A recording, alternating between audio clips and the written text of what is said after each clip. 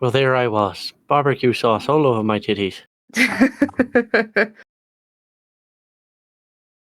There I was. Barbecue sauce container in my hands. Finnegan shirtless in front of me. Yeah, sorry you had to find out about this way, dear.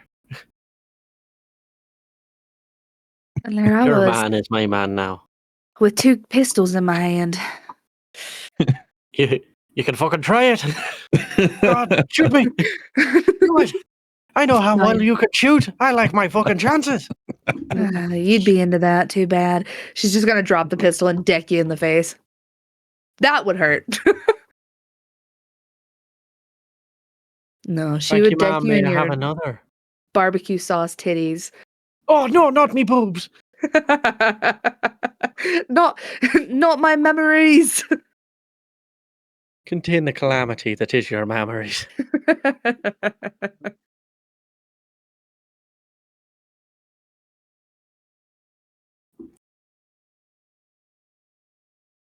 Why am I the only one getting hit? He's the only one cheating. You're right. Turns. Well, technically, he's not neither. We never put a title on it. Finnegan shaved duck sauce. You're talking to nothing. And he was gone.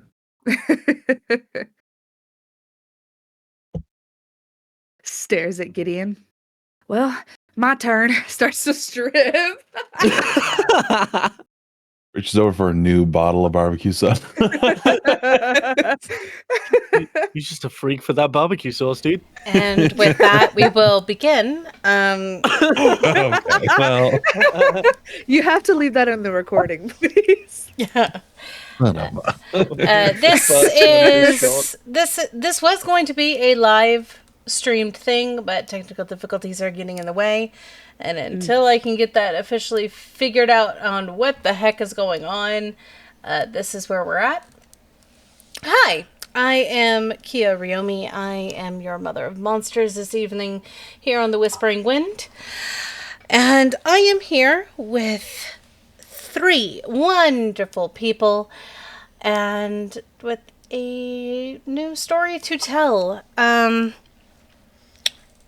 We are not in the city of Memphis this evening. This evening in particular, we are in the rough streets of New York City during the height of the 1940s. World War II has just kicked off, and New York is a new place. So, this evening, in particular, dead and dreary evening, we'll start off with one very scruffy looking gangrel out on his own this evening. Finley, Glitch, would you please describe your gangrel for us? Finley is, as described, just a very fucking filthy boy. He wears a standard sort of poor man's attire for the time period. Heavy duty jacket, procured. I won't say bought. We all know Finley doesn't buy things. To last, with a shirt and a vest, on varying shades of brown, to a white shirt with sort of worker's pants, good sturdy boots on his feet. Laces done very loosely, as if they're easy to kick off if he needs to. Standing at roughly around, let's say, 6 foot flat. Quite a lean figure with scruffy, unkempt facial hair, smattering of dirt across his face, and sort of a dull look in his eyes. Okay. Well, this evening in particular, you have been summoned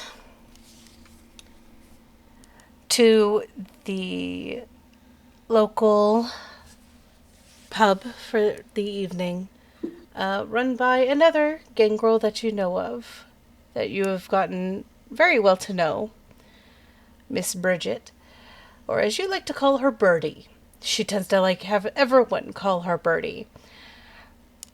And this naming in particular, it's not Birdie who has been summoning you. No, it is the stand-in prince. A Nosferatu who really does not want to be in that position at all.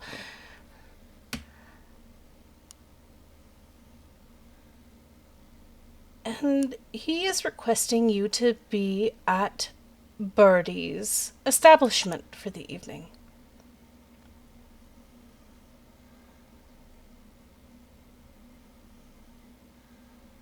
When it's the Camarilla summoning him, he thinks it's best to follow their rules, even if it isn't 100% the gangrel way. So he will be walking into town instead of his various other means of transport. Okay.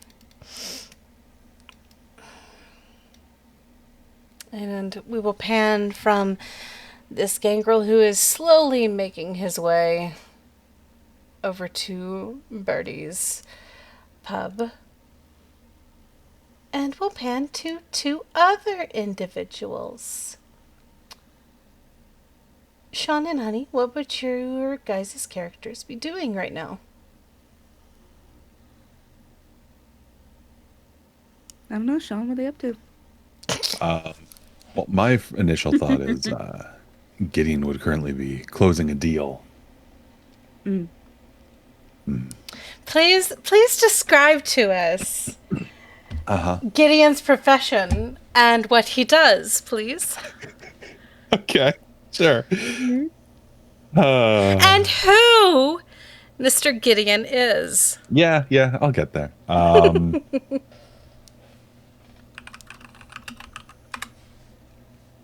Okay. So Gideon, he cuts a fine figure, well kept without appearing delicate. He has short brown hair, carefully styled and brushed to the side, falling in soft waves across his forehead. He has warm, steady brown eyes, soft at first glance.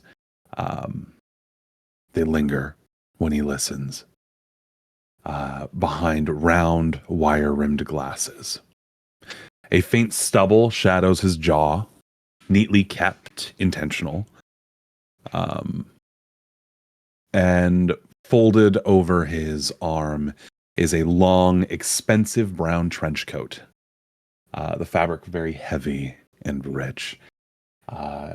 He is dressed currently in a plaid long-sleeve shirt. Top few buttons unbuttoned. And the white undershirt showing beneath it, and khaki slacks. As well as very fine, polished shoes. He currently stands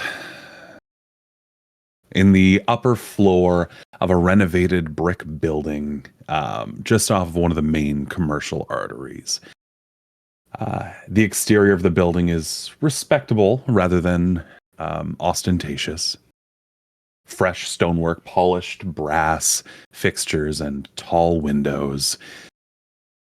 But the inside of the office smells of polished wood, ink, and cigarette smoke. The ceiling fan hums. The floors are dark hardwood, immaculate. Their shine softened by Persian rugs that mute the footsteps and conversation currently ongoing. And Gideon, with his one hand raised, speaking to a gentleman in front of him.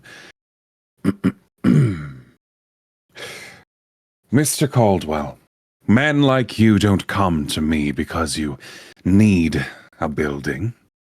You come because you know what's coming next, and you don't intend to be late to it. We, and he'll motion outside the window, are expanding outward and upward. And this property sits exactly where tomorrow shakes hands with today. I do not sell dreams. I sell certainty. And Blackburn Real Estate acquires early, improves quietly, and profits politely. So sign this agreement, and in 5 years, you'll swear this meeting was inevitable. Motherfucker. All I ask is that when people ask how you got in so early, you tell them the truth. You trusted my name, Gideon Blackburn. And then he'll shake hands with the gentleman in front of him. Yeah. That's why you never put your fucking last name on your character sheet. We have been keeping this secret from you for so long. Hello, Grandpa.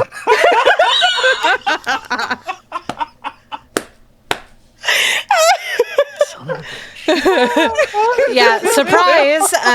They've been holding off on this for a while.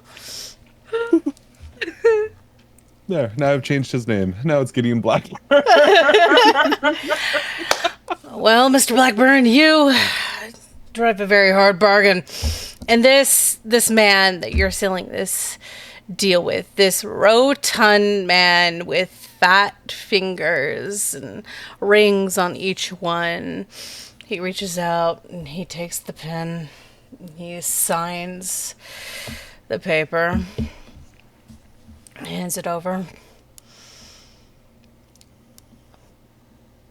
Wow. You're sure I'm not going to regret this? I'm certain regret will never cross your mind.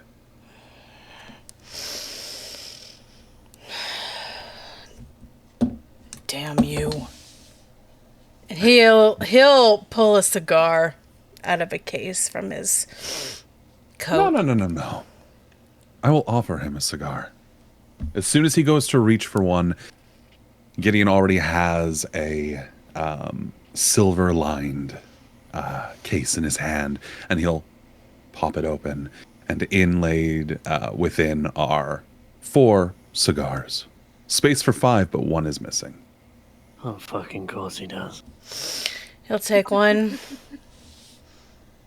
And then one of the employees or associates, obviously not employees, associates, will come forward with a lighter to they'll light it up for They'll him. cut the end of the cigar. Yeah. And then they'll light it. He'll take a long drag, pull back, and then blow the smoke in your direction. And I'll be sure to let the boss know that the building's been secure. You have some very strong allies in your pocket now, Mr. Blackburn. It will be a pleasure taking this world by storm, Of course. Mr. Caldwell. In these trying times when we don't know what the world's going to end up doing, it's always good to have the mafia in your back pocket.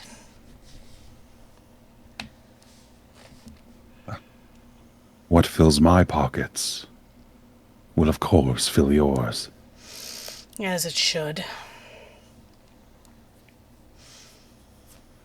I'll be sure to let the boss know that he can move in very quickly to his new home. Have a good evening, Mr. Blackburn. He'll stand You as up. well. He'll stand up. He'll look at your desk. Sick grin will cross his lips as he's tempted to stub the cigarette out on your desk. Change his mind. Sure won't be the first time. He chews on the end of it and he leaves. As soon as please. yeah. Yeah, I was gonna say, please put on your sheet that you have contacts with the Irish mafia. Okay. As soon as he is out the door and it shuts, I motion for the associate. There would be 2 in the room with me, to leave out a separate side door so that they, so that they don't interact with the clientele. And as soon as they leave and the door shuts, there's that little fist pump and fuck yeah. And then Oh my god, he's just like Alexander. It's uncanny. then, because you never know when somebody's watching. Then he will throw the coat over his shoulders and arms through the sleeves, rests nicely across his frame, and then he will head out of the building. He has, I'm sure, plans with the lady in waiting at home. Oh, Evelyn's not at home. Well, wherever you are. Well, on your way out, you do see this rather disgruntled man standing there. His face is covered from the nose with bandages wrapped down past his chin and down his neck. He has a hat on his head, one of them nice little fedora hats, and a trench coat on. He's sitting there with his hands in his pockets. When he sees you, his eyes are slightly milky. Mr. Blackburn, sorry to stop you, but you're being summoned. I take it I recognize this individual. Oh yeah, this is just another one of the Nosferatu that like to run errands, especially during this time, as the cities have been at war for a while for control. Sorry, I only just started seeing the chat.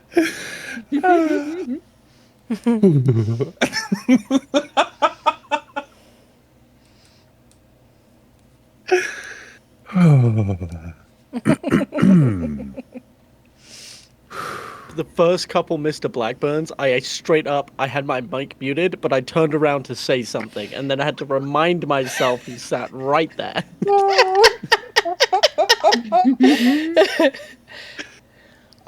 Gideon won't even say anything to the Nas. We'll give a terse nod, a carefully neutral face, and yeah, a summon's a summon. Yeah. The Nos will dig in his pockets. He'll feel around for a few minutes, and he'll pull out a card, and he'll hand it to you. And now that you see his hands, the skin has started to rot and decay and slough off, and he has one finger that's slightly skeletal that still works. And he hands it to you. Staring at this card held out to him, Gideon will fish in his pockets and pull out a pair of black leather gloves and take the time to carefully put them on, staring at the nose the entire time before he'll Such a fucking take Blackbird. Before he'll take it. It's like I'm watching somebody play with my own character. This is surreal. And the Nos won't say anything to you, and he'll pull his hat down over his eyes, and he'll stick his hands in his pockets, and he'll just leave. He will obfuscate. Yeah. He will obfuscate and leave your building. You'll watch as the door will open, and he will leave out. Yeah, my attention was off him as soon as he let go of the note. Not looking at him anymore. I'm reading whatever. It's written in the note is clearly written in very chicken scratch like writing. It's just as it says. The Nos who is disgruntlingly in the prince position right now that does not want to be there. Which I keep forgetting his name, so I'm gonna have to look it up again. has been summoning you to the Gilded Cage pub. There's a click of his tongue as he will. Is there anything for identification on the note, or is that it? It just says go to the pub. Yeah, it says, please go to, meet me at the Gilded Cage pub.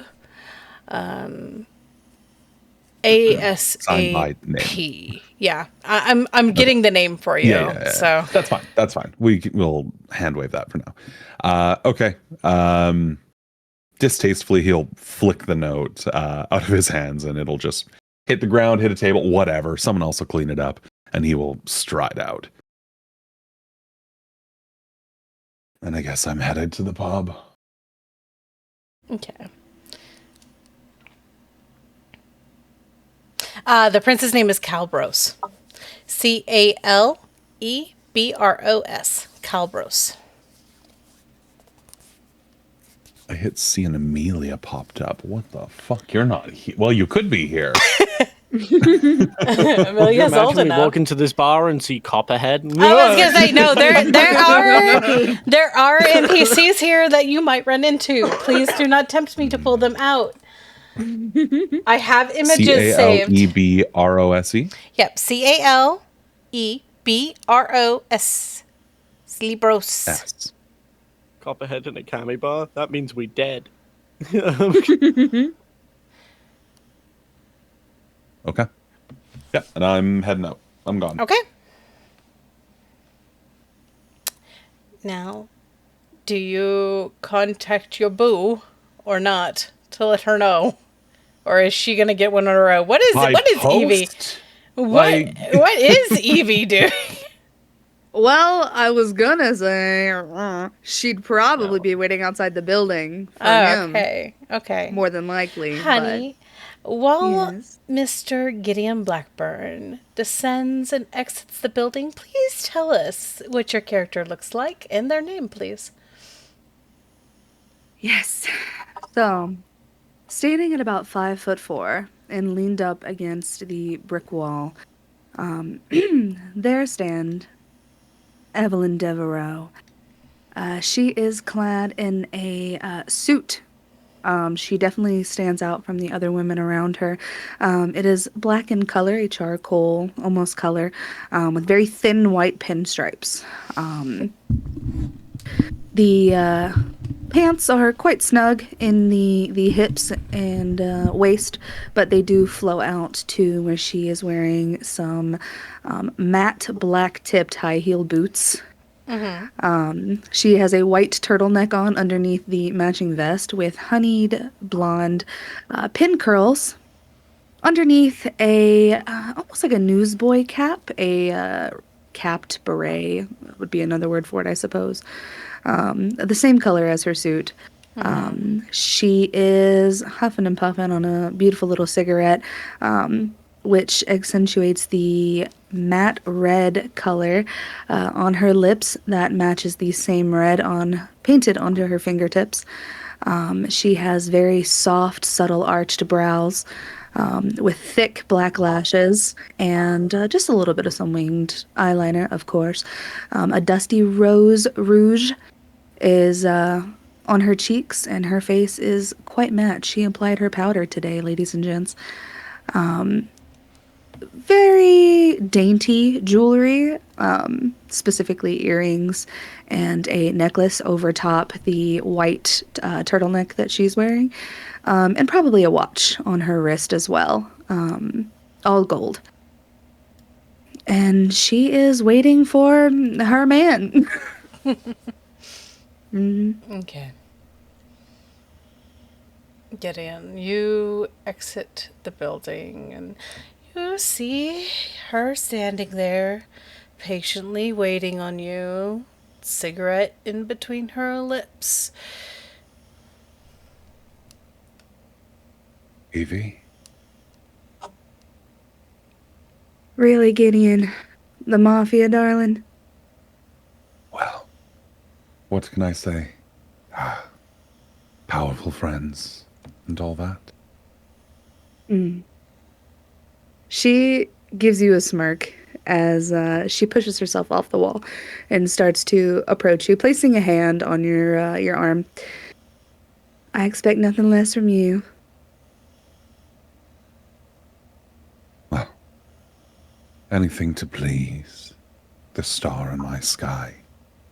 And he'll reach out a tender hand and brush a curl from the side of your head behind your ear. Corny as always, Ever. Well, you like it, or you wouldn't stay with me for 9 years. I could be with you for other reasons.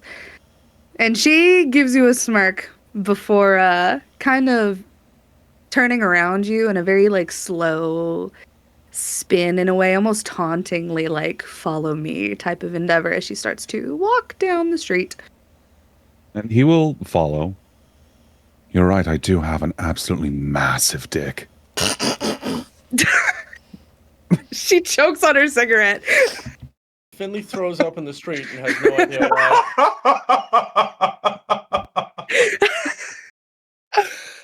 why. She slows down so you can catch up to her Yep. before smacking you in the chest with the back of her hand. He's smirking. Such a black bun. In public? Really? Oh. You're the only company I wish to keep, so... It keeps the, And I'll look around to see if there's anybody else around. I don't know what time of night it is right now. It keeps the streetwalkers away. I mean, if you'd prefer a streetwalker, I'm not going to tell you no. That's your prerogative. Well, I could conquer this whole damned city, and it wouldn't mean half as much if I couldn't come home and tell you about it, so streetwalkers be damned. There is a almost cocky smirk on her lips as she takes another draw from her cigarette and looks around as well to just kind of take note of anybody that would be nearby. So, what are our plans for the evening? I was considering brushing up on our dance classes. It's been a little while. Then a nice dinner out. Perhaps moonlight rendezvous. But unfortunately, we seem to have other plans. We've been called to what was the part? The Gilded Cage. To the Gilded Cage by Calabros. For the record, Finley basically lives at this pub when he is doing hence stuff for the you guys. Yeah. I was gonna say, so what would Evie know about this place? So give me a wits insight. I want you to know the what was that name was definitely in character. 4. Okay, Evie, you would know that this is a gangrel run establishment. The place seems to be a hot little spot for young folks to go to relax and dance, and as the Camarilla know, it's a great place to hunt without stepping on toes. He's absolutely pulled Finnegan out of here a time or two. Yeah. For sure. You know Several. that the gangrel that runs it is named Bridget. Bridget Murphy. She hates it when people call her Bridget. She prefers that her friends call her Birdie.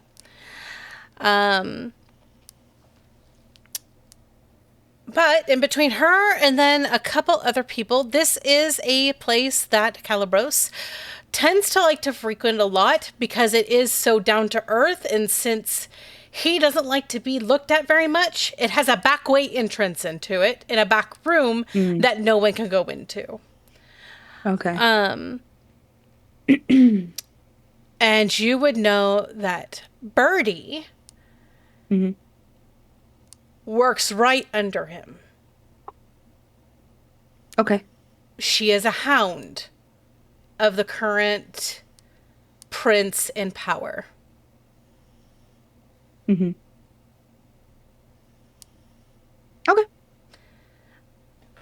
But it is a very... it's a joint where people like to go to relax, particularly soldiers that take leave from being offshore for a while. When they come back home, that's where they like to go. Right. Oh. So we get to go visit little old Birdie, huh? Fortunately, you know how she and I get on. But I'll play nice. I know you're partial to her. I just think she's sweet, and she takes care of Finnegan, so I can't be too mad at her, you know? You can't. Anyway. Now, why do you hate him so bad? I don't hate Finn. Saying that, absolutely knowing that if Finnegan were here, you would throw up a stink for calling him that. The feeling is not mutual, you blackburn bastard.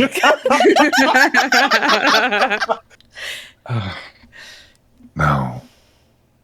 I couldn't hate someone that you find so dear. But it's like oil and water. He and I are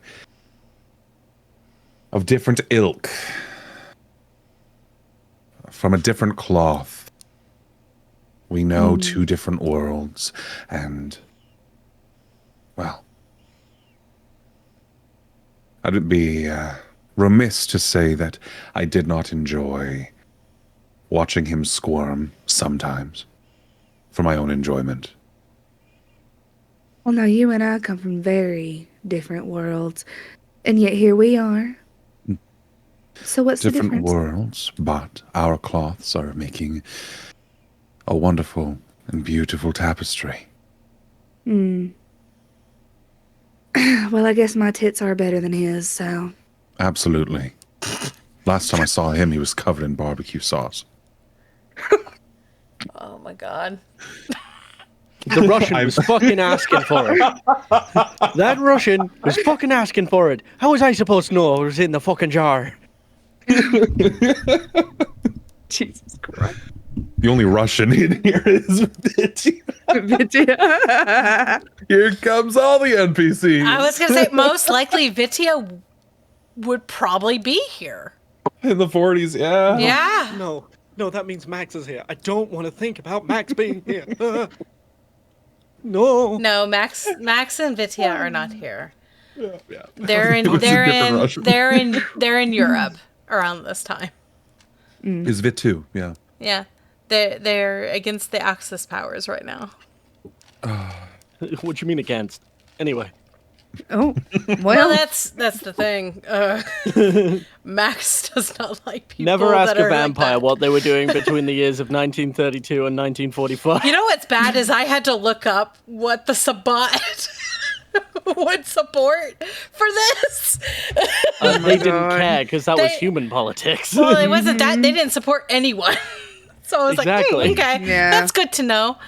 Also, I want to be very clear. Vitya fought on both sides of the war. Yeah. Whichever side was on the losing end, Vitya fought for. Whatever Copperhead side did was the same. closer at the time. Yeah, because Copper... Was Copper part of this war? I can't Copper remember. was part of this war. Yeah, so Copper...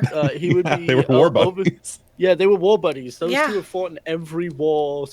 Yeah, so since Copper World War I together, would I be think? working right now. Together, yes. Yeah. But that was it when- doesn't mean you won't yeah. run into him on shore leave. I hope not. You might. Copperhead would turn me into fucking mincemeat. I don't want that. I'm genuinely curious again. I think it was the Battle of Sevastopol in Russia was Anyway, doesn't matter. That was VtM's first war. Old stories from a long time ago. It's also when he died, so Well, you know that boy? No, that seems rude, but he's a boy to me. You know he's my best friend besides you. So, if you could do right by him for me, please. for you.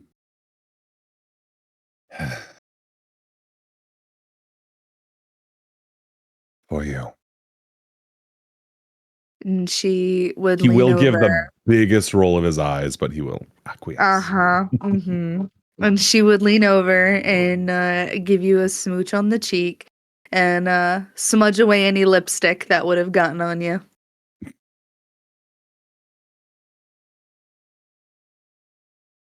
And I guess they're just gonna make their way there, I'd presume. Yeah, to the bar. Yeah. Won't want to steal too much more time. Mhm. All right. To the bar.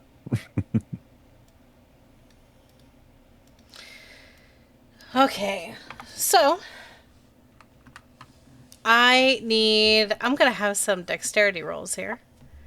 I just want to see who is arriving first. Oh.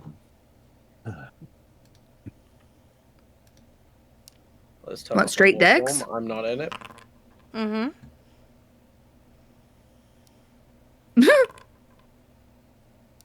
So yeah. Yeah, we're taking our time. Yeah. So Finnegan would arrive first. As Finnegan is walking up towards the front of the bar, he will sort of look to the sidewalk, the road where road meets sidewalk, and see his car there, and just quietly go, "That's where I parked her."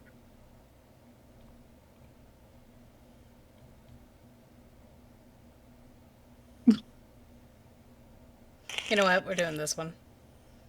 We're doing one of these. Ooh.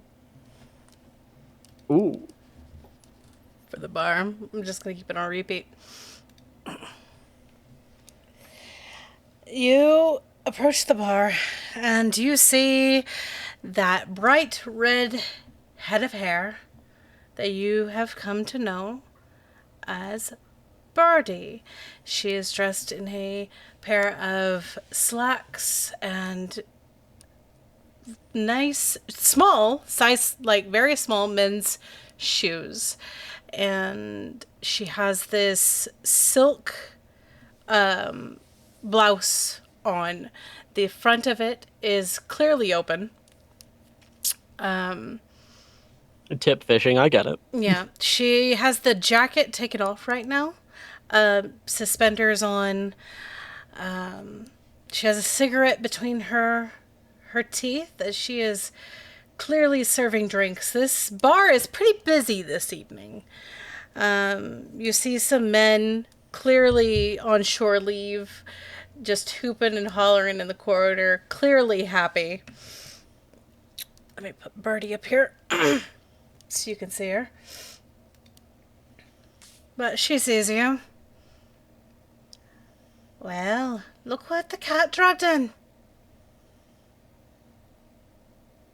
She could try, but birds are pretty hard to catch. Ugh, disgusting. Anyway, you hit a drink or you on no way. Someone in a drink. I've got to wait for the rest of my group. Right. Business first, Fred. Swill Pleasure it later. is. You know the whole thing and thing. Yeah, of course it's. Are you swell. gonna pay this time? Of course I'm gonna pay. Sure When do I you do are. it? When So when do I haven't not pay? Let's see. When was the last time you paid me? Oh, I Now, know. that's- Never. Well, you see, money's a construct made by people, and we're not people. We're better than that, don't you think? As he looks at the nearest sailor that's passed out at the bar. See, he agrees with me. He's probably the only person that agrees with you. Finn. Ooh. Cutting deep with that one, aren't we? Oh, I am. You gotta understand, this place does not run off of just anything. I need some money. Or else you can't have your swill. And she'll set a mug in front of you. Fine. I guess I'll start paying me tab. He'll go into his, like, wallet and pull out the very little he has. Mm-hmm. Just slap it down on the counter and slide it towards her. Where's the other 100? I'm working on it. Are you now? Well, you know, things in this city, they like to move slowly sometimes for folk like us. Is that Out of right? towners. Is the doc not paying you enough? I'm trying to get Birdie's accent going. It's so hard. No. As a side note, Kia, before you guys continue, you are not capturing Spotify audio. That's fine. Okay. Didn't know if it was going to make a difference. Oh, for the record, this is lyrics, so I don't think it'd be safe for posting anyway. Fair. Yeah. No, I'm okay with not capturing the audio. With the shite he spills, they couldn't pay me enough if he gave me his whole fucking estate. Is that all right? You do know who runs the docks, yeah? Well, that would be our boss man, wouldn't it? Aye, it would. They keep a Yeah. tight lock on that on their docks. I'm I gonna know. get her fucking accent, I swear. You'll find it. It just takes a little bit of practice. God. But, yes, well, the prince knows how to put his people in the right place, and it seems that my right place is in front of the people he doesn't want getting shot full of holes, so... You take what you can get. She'll pat you on the face. Too bad. You look pretty with holes.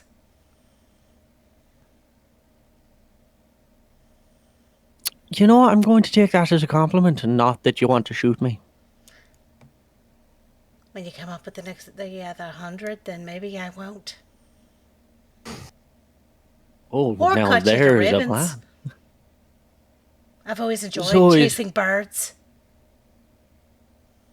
Well, ain't ever found a cat I can't outsmart. So, is Evie and the shit staying here yet? Ah. The Blackburn and the girl haven't arrived yet. He'll spit on the floor when girl. you say his name. God. But when they do, they'll see you here. 6 mugs deep. Oh, look at that. You're Yes, I empty suppose- already. Here's another one. And she'll slam suppose another it one is down an- right in front of you. It is a slow drinking day, I think. I got to meet the prince after all. It's never stopped you before.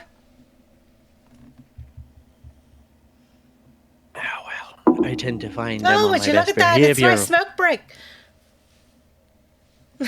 She will Already? walk off to the side. You looking for company? Guess not. All right. Where to get him, Finnegan?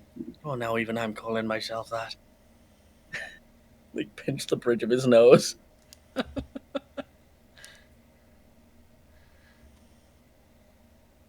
Look at the Irish, I'll be fucking damned.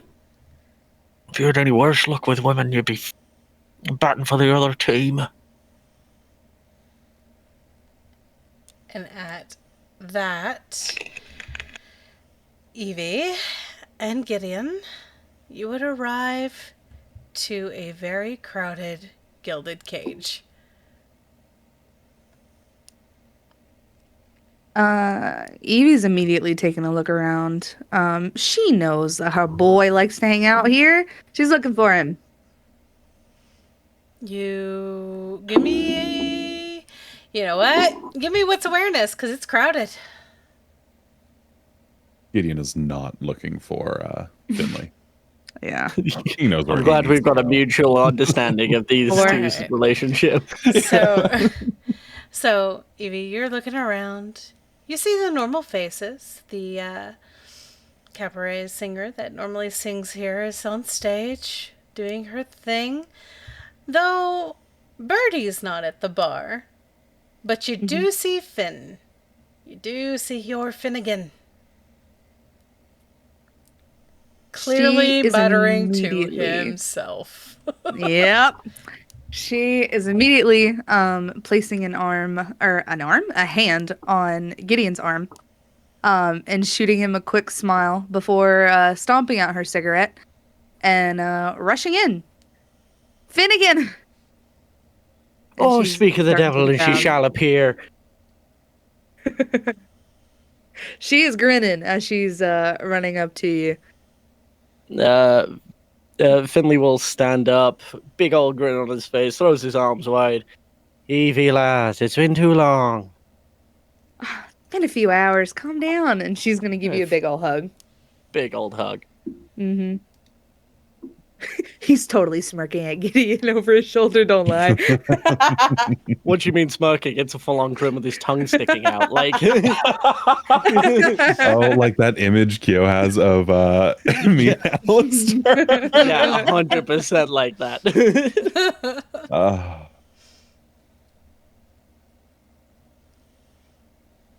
I got us 2 drinks, but I seem to have drank one. Well, you can keep the other for yourself, too. Oh, you're too kind. I'll pick up his drink. And she would turn over her shoulder and wait for Gideon to catch up. Oh, no. Gideon's followed behind you. He just has nothing. Oh, okay, to good. Yes. They just have chosen not to acknowledge each other. Evie mumbles under her breath before she takes a seat beside Finnegan. Oh yeah, Finnegan, how are you? Oh yeah, I'm great, Gideon. How are you? Shake hands. Okay, whatever. As you're doing this, Birdie will return from her smoke break. Her smoke break, yes.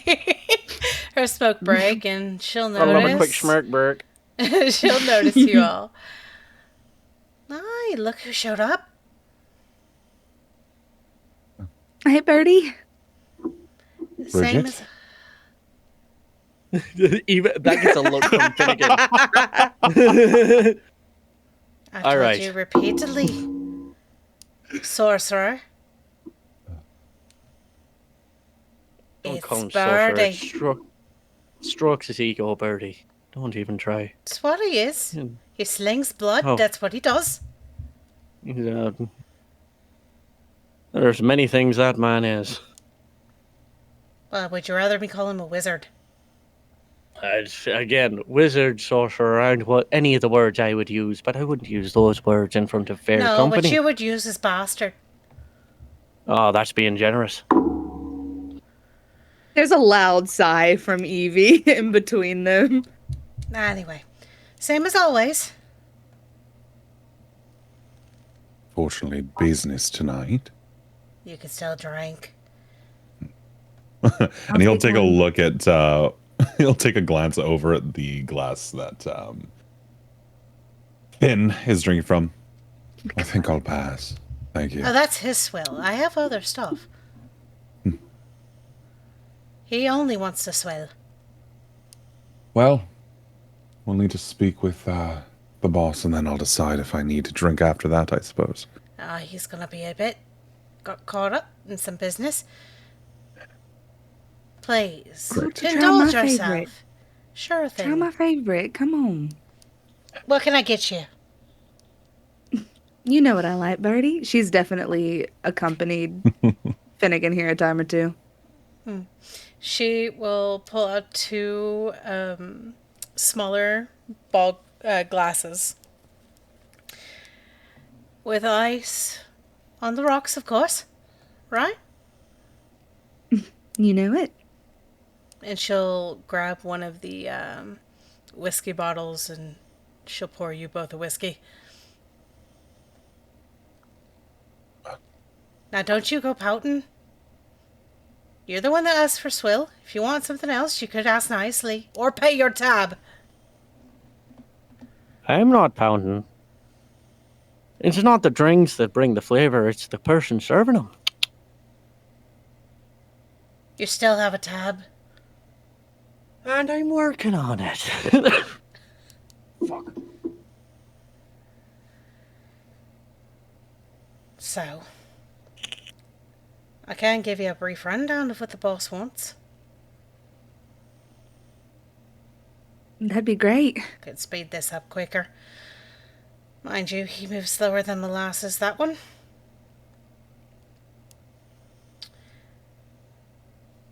Why don't you follow me? And Birdie will pour herself her own glass, and you'll see that she will gesture to a man who's been standing in front of the back entrance that she had recently gone through, and she'll nod toward the bar, and he'll give her a nod, and she'll look at you all. Follow me. The moment she turns her back and Evie stands up, she she nudges Finn to get his attention, and then with her other hand she nudges her whiskey over to him. Not gonna get straight back, like so blindingly fast. It's like knock, slide, catch, drink, and then it's done. Like it's full on like. Mind you, like Birdie doesn't serve bad liquor.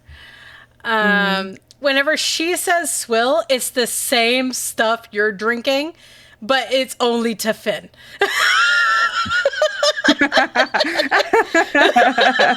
It's only to Finn that she calls it swill.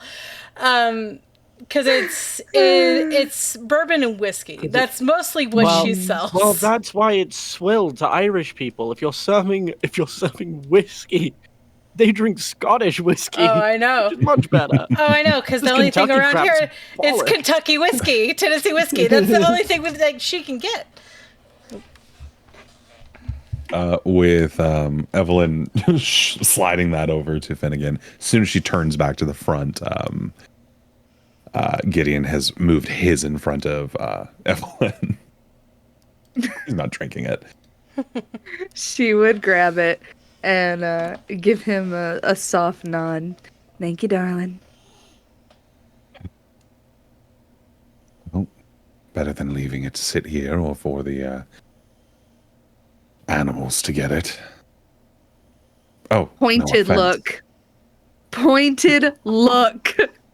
And I think at that, like, I've got a fellow gangrel to follow. Let me just shoulder check this wizard out of my way.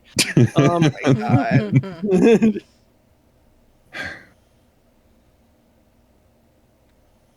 I'm trying. Yes, this is told going me. better than the last time. Is it?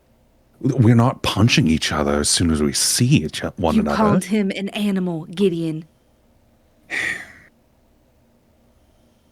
I did. It's You one of the wanna know nicer what it's things like I've called to be him an animal today. You want to know what that's like? I'll put you in the doghouse. Don't do that again. Gideon, if you look over in Finley's direction while she's lecturing you, when she says doghouse, he flashes you the slyest grin and mimics howling, and then will follow.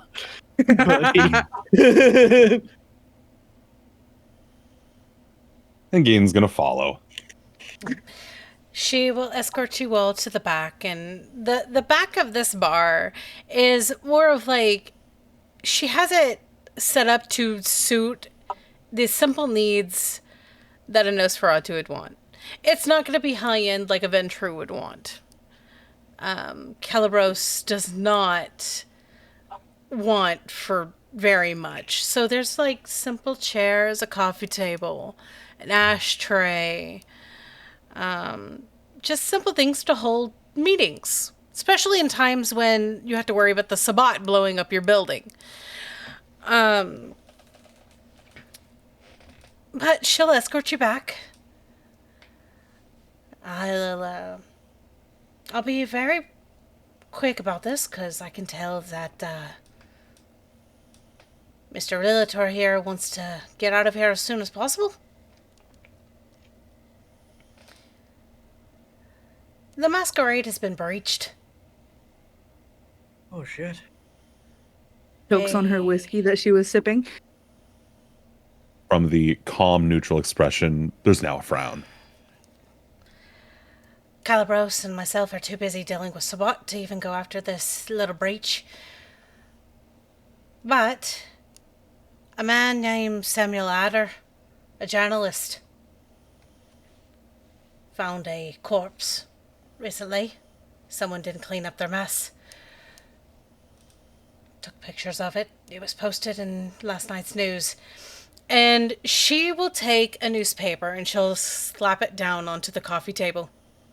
And you'll see in bright, in bold text, you'll see notice of the war effort first. But a few pages in, you'll see a small little headline about a woman being drained dry. And you'll see photos of a corpse. And it's not a pretty draining either. It's very messy. Whoever did this didn't know how to control themselves. But you could tell like it wasn't taken serious enough to make headlines. But front page headlines, but it's still in the paper. So are we killing the journalist or are we hunting who did it? Both. The journalist needs to be Grand. taken care of, no matter what. As I said, I'm too busy dealing with Sabbot, and there is a Hecata causing problems. There's a fucking what now? A Hecata. He messed with the brew hall recently, and well, Fuck's sake. I have to deal with him. To a degree that I can. But I will be your correspondence between you and Calibros. Since it's faster going to me than it is through the old man. And do you have a location for the journalist. The Hecata? The Hecata. journalist. Well, I could give you the Hecata job, but I don't think meeting a group of Hecata is a good idea. Especially for you lot. After all... I don't know. Me and Evie could handle it. Pointed look and don't volunteer me for shit. Then this is the part where listening improves the outcome.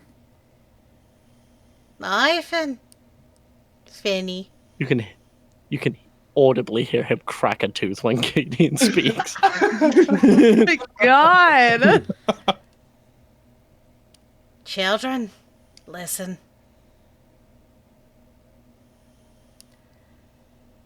Samuel needs to be dealt with. He's already messed with the Masquerade. That means death. Where does he live? Well, he moves. Doesn't stand in one place for too long.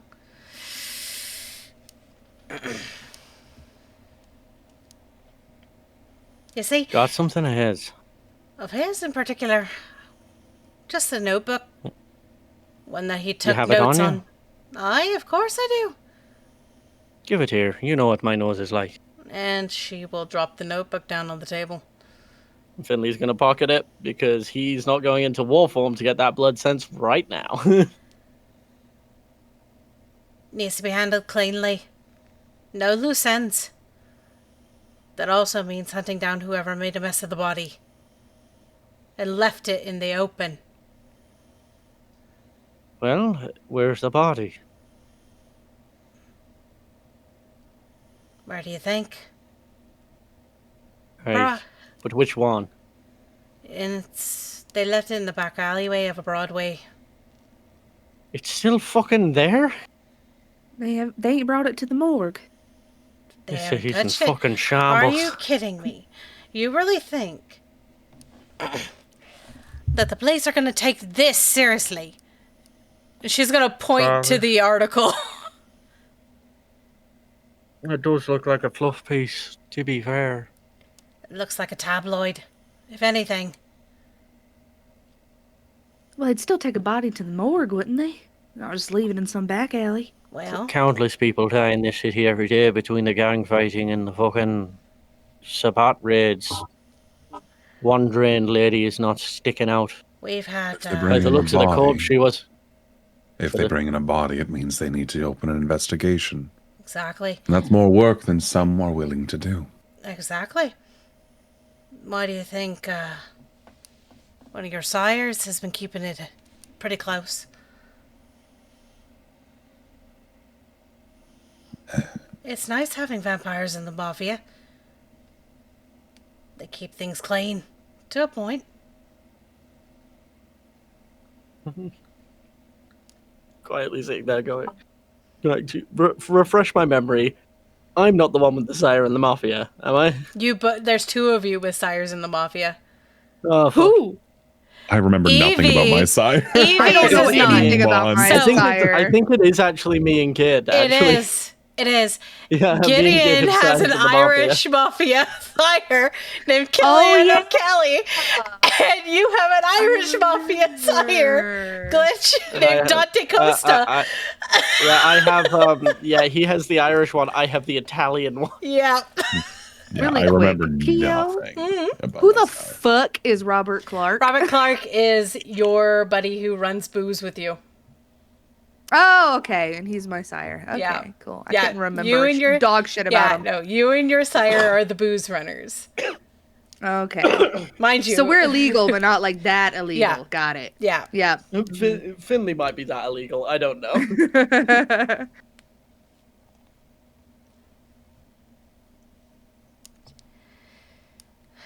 Dante Yeah, yeah. picked up the. I'm now sounding like honey. God dang it. Dante Costa decided to pick up the body. It's kept in cold storage here. If you want to get a look at her. Well, let's deal with the journalist first. It's easier to follow one scent when I'm not tracking two. You know what I'm saying? I understand. Believe me. Can I get my keys back? No. But I need to drive. No. But I need to drive Why do you need to drive? to get there faster. She looks at the other two. Don't they drive? We walked in. Can I get his keys back? She will literally toss. looking out and getting up and down. Do you think he fucking drives him fucking self? She will toss I have Evie people who the do that keys. for me. Evie will take them. I trust y'all to get this done. Now, You know, I'm gonna warn you. He's skittish. That's why it's been so hard to track him. well, nothing's better than my nose in this. So, No one's more convincing than me, so. Last thing we want is him leaving the city without a proper dismissal. if he leaves the city, I'll find him. He'd have to Aye. flee by sea. Now, And we control the harbour. aye, that we do. So, off you go. I've given Evie you your turns to leave. information. Yeah. You're gonna find the crime scene at the very least on Broadway. The body's been taken. Like I said, it's here. When you're ready to look at it, just come back. Come on, boys. Catch you later, Birdie. Goodbye, Finny. Don't die.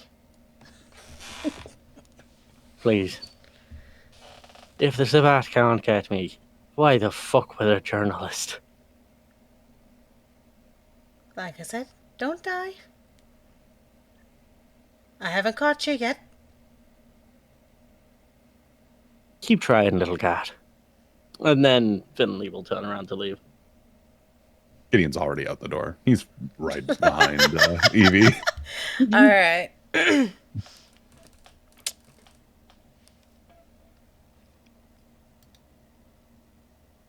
All right.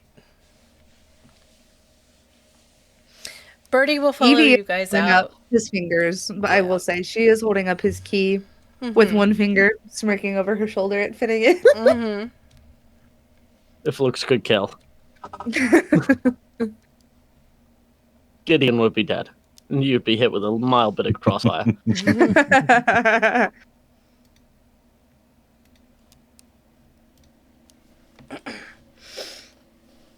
You all leave the gilded cage out back into the muggy New York air.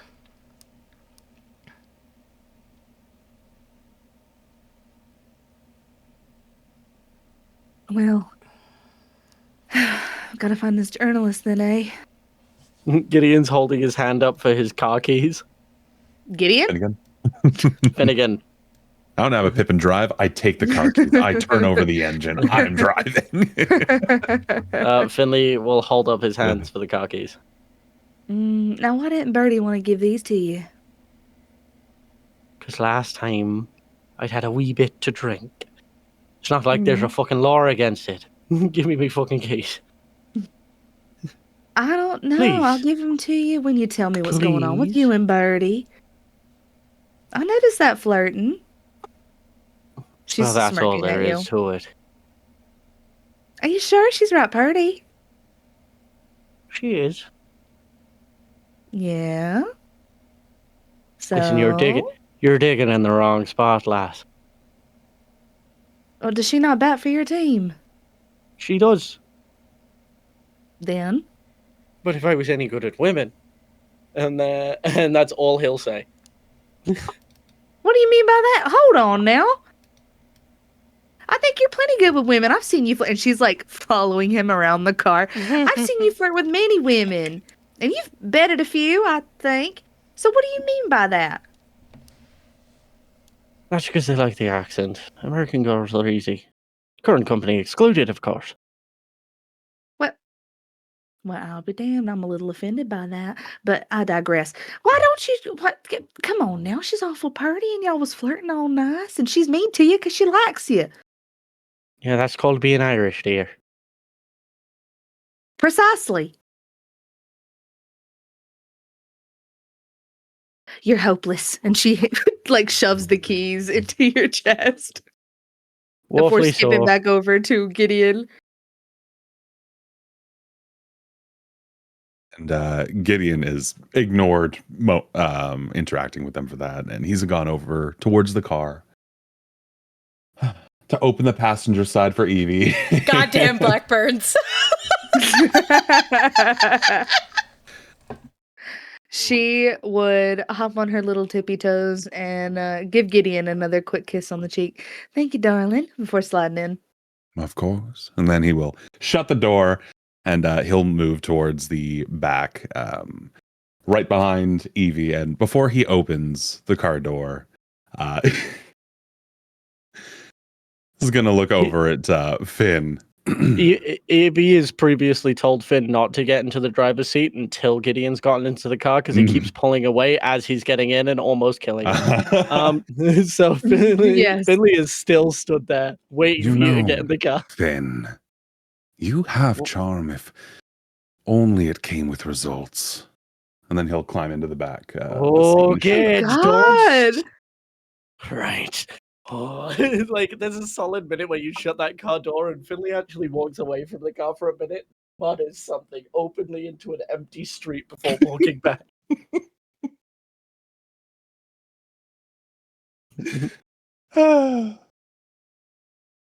Sit in the driver's seat, start that engine. Yep. And I'm behind Evie, so I'm. If you look in the rear view, you'd see Gideon looking you dead in the eye. Finnegan goes to adjust the rear view and just sort of accidentally cracks it, like while he's adjusting it.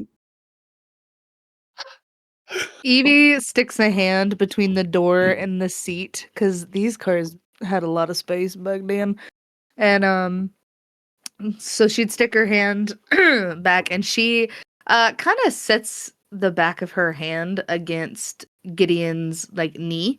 And it's almost like she's using one finger to just like subconsciously like just like soothingly rub, just like a touch of like, you know, comfort, One I guess. handle, wrap around the wrist that wouldn't be flush against the leg, and the thumb rubbing the underside of the wrist slowly.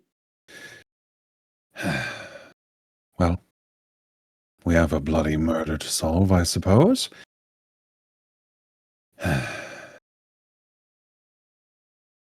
It's a good thing you really like your murder mysteries, Evie. I have read quite a few. Well, I will be relying on your sharp wit. She shoots her head like over her shoulder with a quick wink.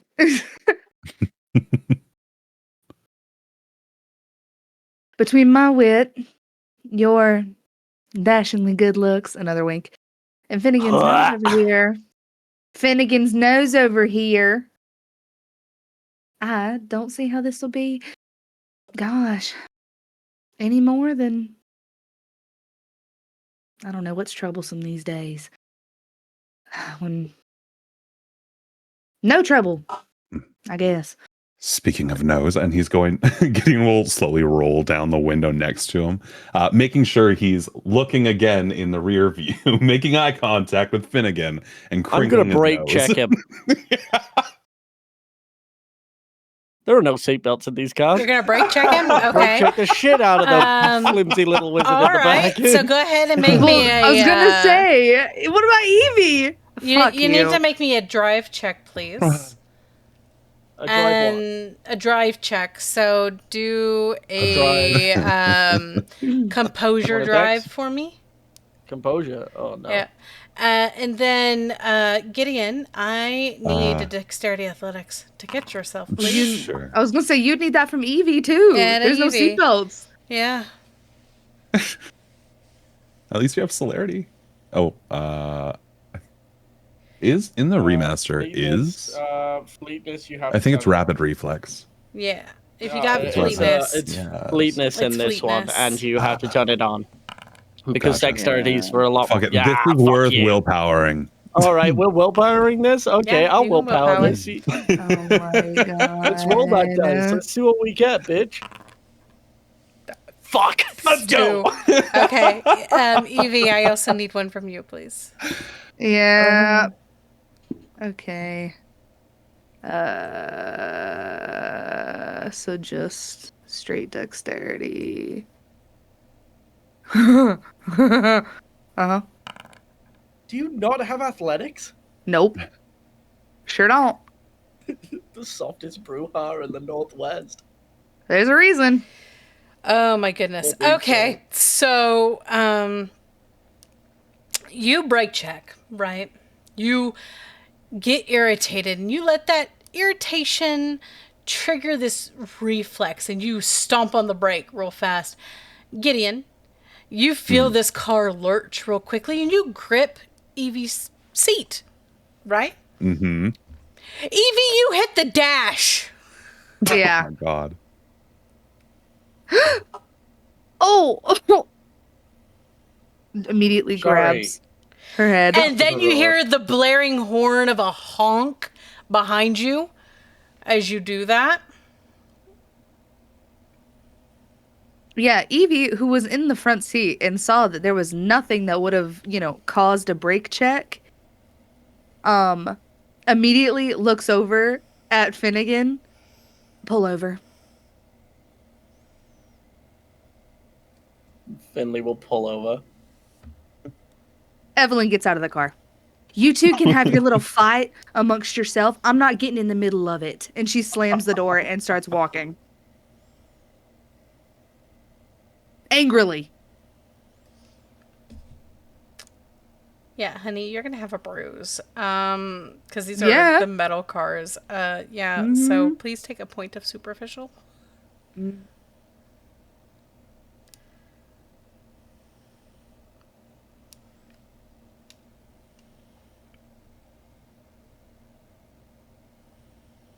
The lady has left the car.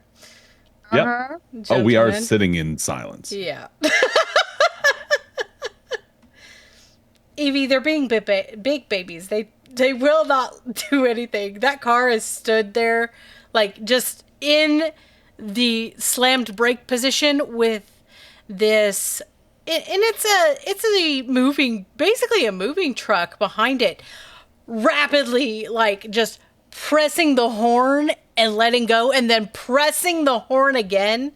Well, he did pull over, so I mean Yeah. they could go around. Yeah, and and as they do, you hear a string of Italian curses at Finney. At Finn. Yeah, Evie does not Yeah. care. She has asked the both of them to play nice, and neither one of them are. So she's done. She's over it. Before Finn starts the car, he's going to turn the engine off, and he's going to crook an arm over the seat, and then look back at Gideon.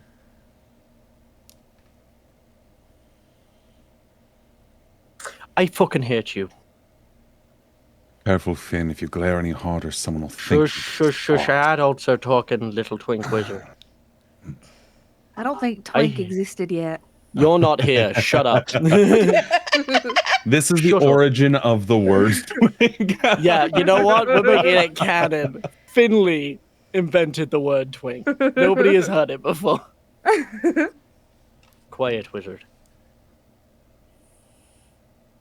I hate you. You hate me.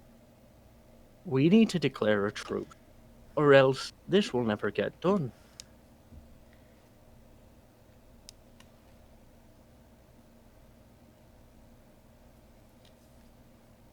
And Gideon will look out the front window where Evelyn is still walking. He's turned a corner by now. Okay. Yeah. Turning the drop corner you. then. I can drop you off next to the last, and I'll go do this part myself if you need me to. No. If something happens to you, she'll never recover.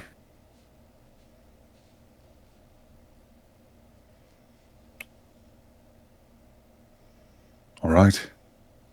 No. Well, some quiet, snide comments, I'm sure.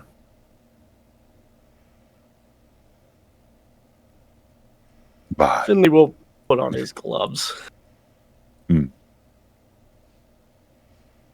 at the very least, we make sure everybody gets home at the end of the night. Yes, you can try to kill me later, and he'll offer him a hand to shake. Which is why he put his glove on first, because Gideon is still wearing his gloves. As soon as he went to open the door for the car, the gloves were back on. We will try to kill each other when Evie is not present. And he will reach out a hand for a shake. I've seen Evie's stats. She couldn't fucking stop me if she tried. And I'll, I know Evie. She couldn't stop me if she tried. And then he'll shake your hand. And then, It's the lifetime of looks she would give you afterward that would kill you on the inside, not the outside. Yes, well, that's the only reason why both of us are still alive. Agreed. Well, we can't exactly let the lady walk the streets on her own. No, I'm already worried about her. I've lost sight of her for the past. Oh, 40 I seconds. know that street. She's going to be walking, like, okay. He's going to start the engine and just drive. Pull up alongside Evie. And we'll literally match pace with Evie's walking to see if she stops or even acknowledges them. And Gideon's reaching forward to roll down the passenger side window. And then his all the way down. Evie, we've made up. We are sorry for acting like children. I'm very sorry, Evie, that I let my failure of patience allow me to harm you, and I will not be attacking Gideon at all for the rest of the night. Not. Not? Night. Night.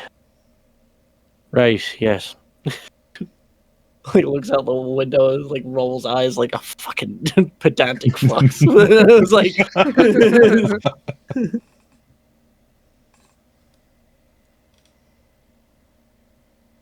I won't be stepping out of turn for the rest of the night.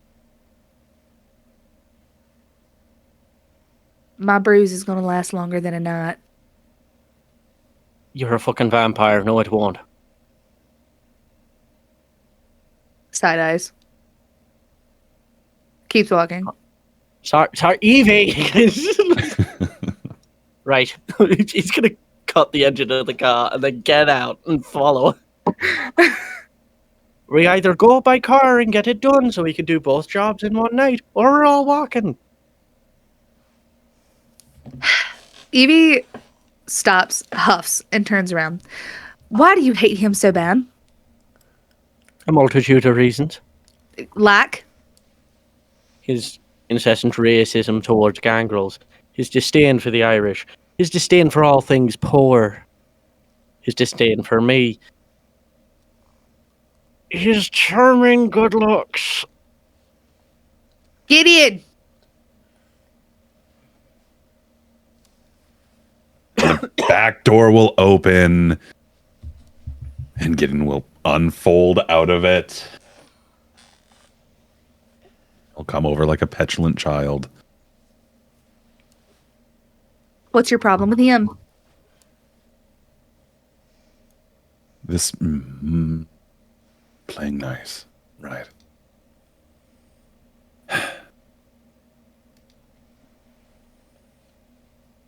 A multitude of reasons. Evie turns around and starts walking again. Evie, come on. Evie, please. No, you two want to act like children? I'm going to treat you like it.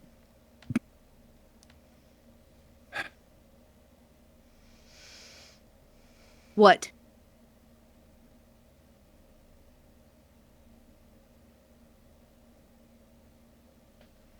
You are my two favorite people. Shush. No, my turn. You are my two favorite people in this entire world. And do you have any idea how badly it grinds my gears that you two can't even be in the same room as one another for 5 minutes? And now I've gotten hurt because of your, points at Finnegan, inability to keep it together.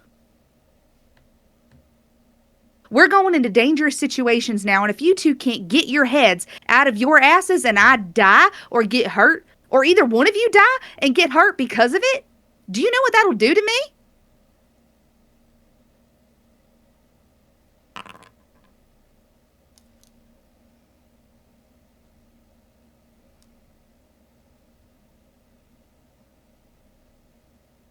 We know very well what that would do to you. And it is for that even with our difference of opinions and, honestly, mutual distaste of one another, that it will not get in the way, especially when there's danger lurking.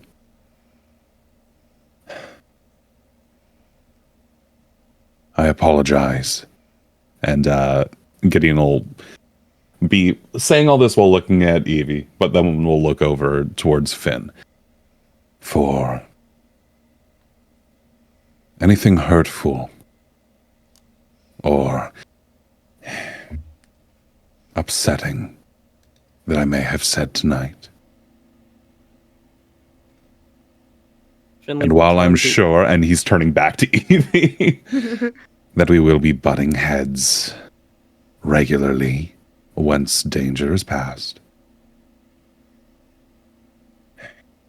I don't think hate is the word. Hatred is strong. If anything, I think it's professional irritation. We just handle things very differently. But for tonight, at least, we handle things together.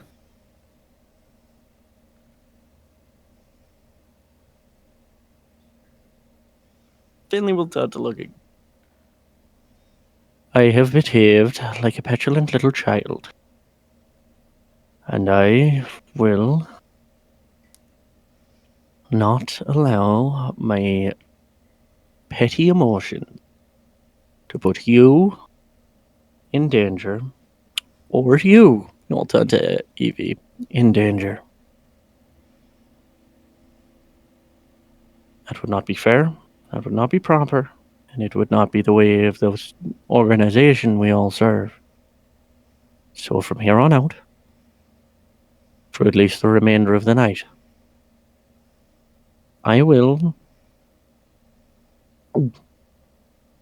very well behaved.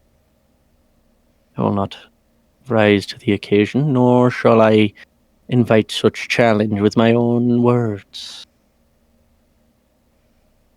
You will not be put in any danger.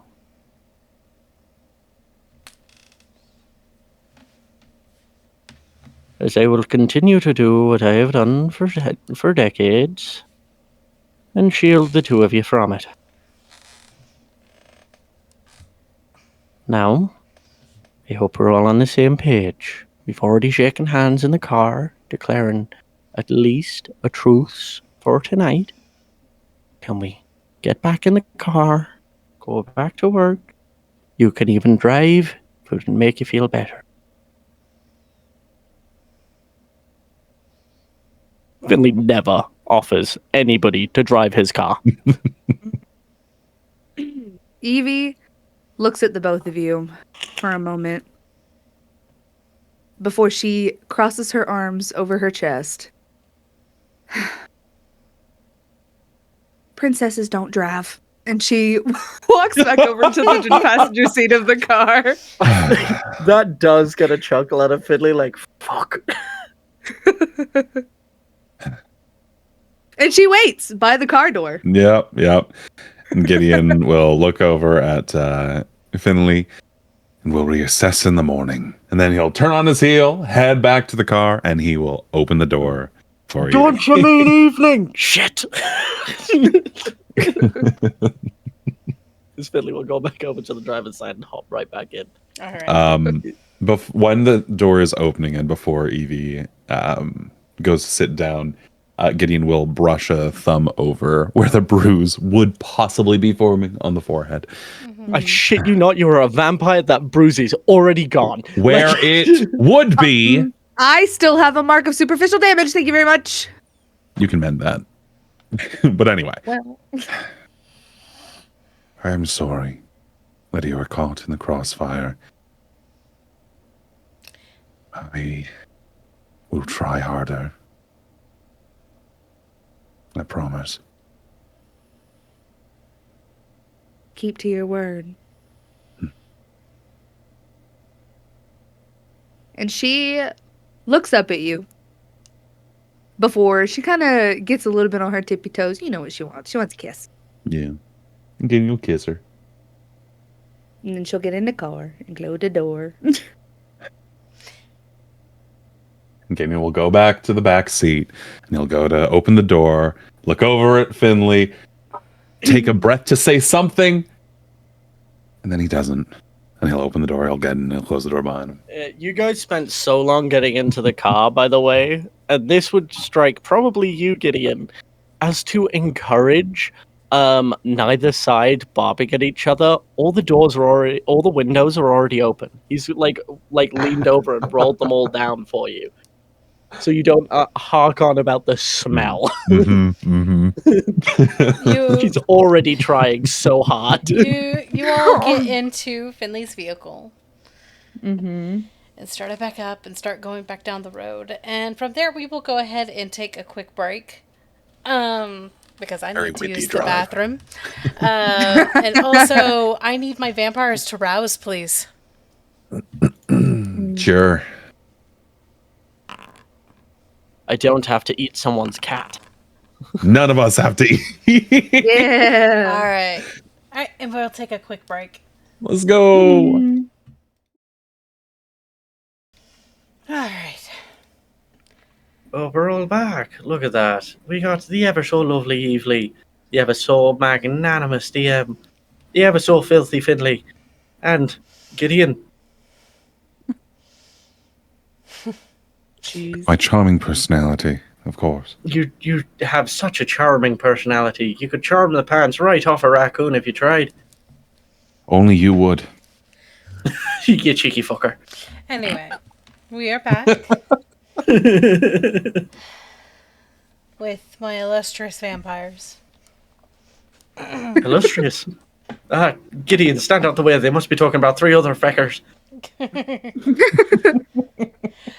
But you all drive down the busy New York streets up until you reach Broadway. You weren't given a exact place where the body was found. Yep. I thought we were hunting down the... Oh yeah, we were going you after are. the journalist guy. You we're are. going after the journalist first. Yeah. But that was the last known location of where he was at. Was Yeah. Broadway. Yeah, so... Finley's gonna pull us up to literally the, like... So I've been to Broadway, right? I imagine it's similar now. There's, like... Yeah, nothing in New York Towards has the changed. end... very Yeah, much. it's just shorter at the moment. What Finley's basically doing is he's not going to stop in the middle of Broadway or where they entered from. He's going to drive right the way down to the end of Broadway Street to one of those alleyways where people walk past to go see real Broadway. Okay. And then we'll cut the car engine because Finley, for his tracking, has to go into his war form, which is a massive masquerade breach if he gets seen.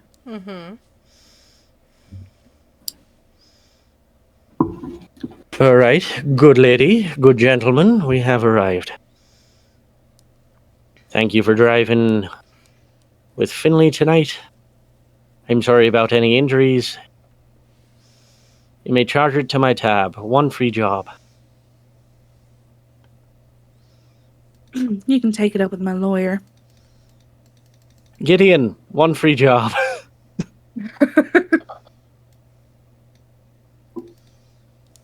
Finley has no idea. Anyway. Finley has no idea what Gideon does for work.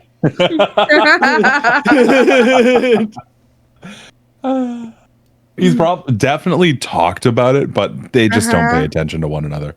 Yeah. Do you know what Finley does for work? I don't think so. Like, Maybe because he works with Evie. yeah, he's like one of the booze runners. That would be the only reason. Yeah. Mm-hmm. That's why he has such high dexterity and such high drive, because he's really good at getting away from the cops in his car. Like, really good.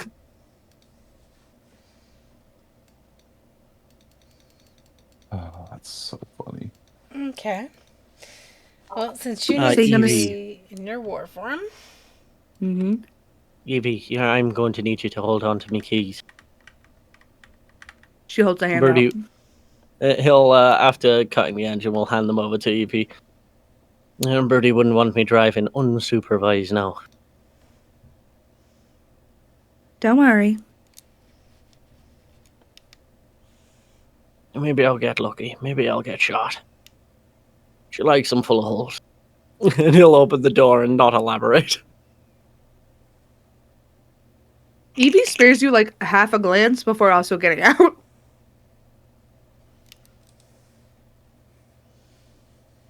And you know what? Just to really ham up that they're on good terms now, Finley is actually walking round and he's going to open the door for Gideon, proper chauffeur style, and give a slight bow. There's a very slow blink. Before... Under his breath, very quietly, so only Gideon can hear it. Get out the fucking car. Before he does slowly get out of the car, jaw set. I'm used to this, just not by, well, your tax bracket. I'll get a Evie nicer suit. smacks him on the arm. I'm sorry. There is such a pained smile at that. Like, I'm sorry, sir. I'll try to steal a nicer suit. I'm sorry gonna- that one slipped out. It was not intentional. All is forgiven. Not tonight, after all. Right? Closes the door a little too hard. Evie is staring at Gideon in the I also don't have money, you rat bastard way. You have money. It's my money. What's mine is yours. Is it? Is it not? Did I miss the fucking wedding? This whole conversation is happening just between looks between Evie and Gideon. Now, What do you mean my money's not your money? Evie shrugs towards Finley in a what he said. Like, Finley is like has been with you guys for long enough now to be able to get the very gist. It's like, are you guys fucking married? Like, he does not say, like, it is not a look. He just says it out loud, like looking between the two. Was I not invited? Oh, don't There worry, was you'd no be invited. wedding. I was hoping to be the fucking bridesmaid. You'd be my maid of honor, darling. Don't even worry. Oh, I'd catch that bouquet in a heartbeat. Well, my man of honor, I guess. Sweetie, please, I'm a fucking vampire. If I cared what people labelled me, I wouldn't be calling myself as such. So I can put you in a dress? Let's not get crazy now.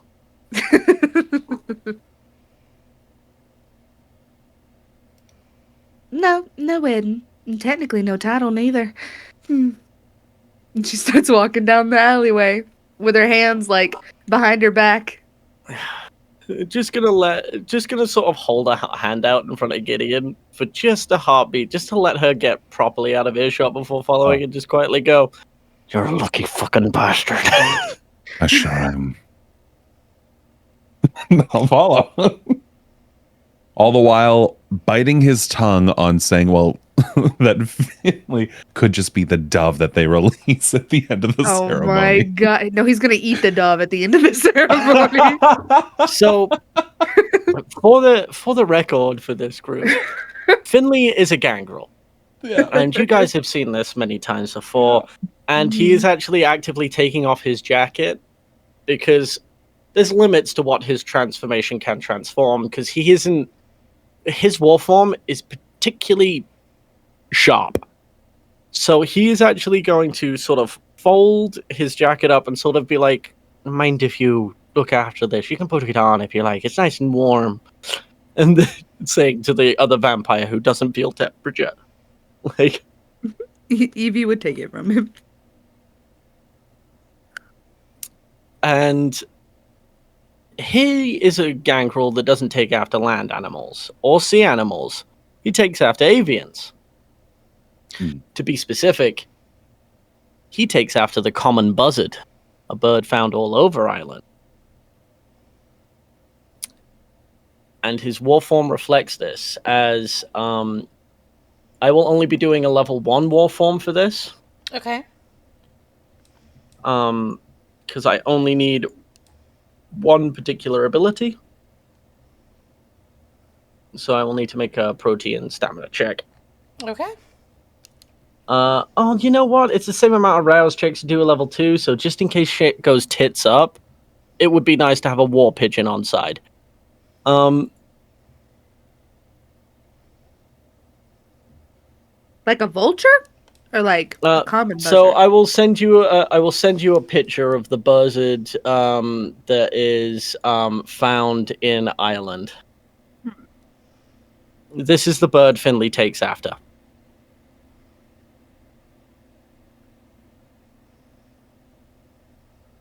If it would load, that'd be cool.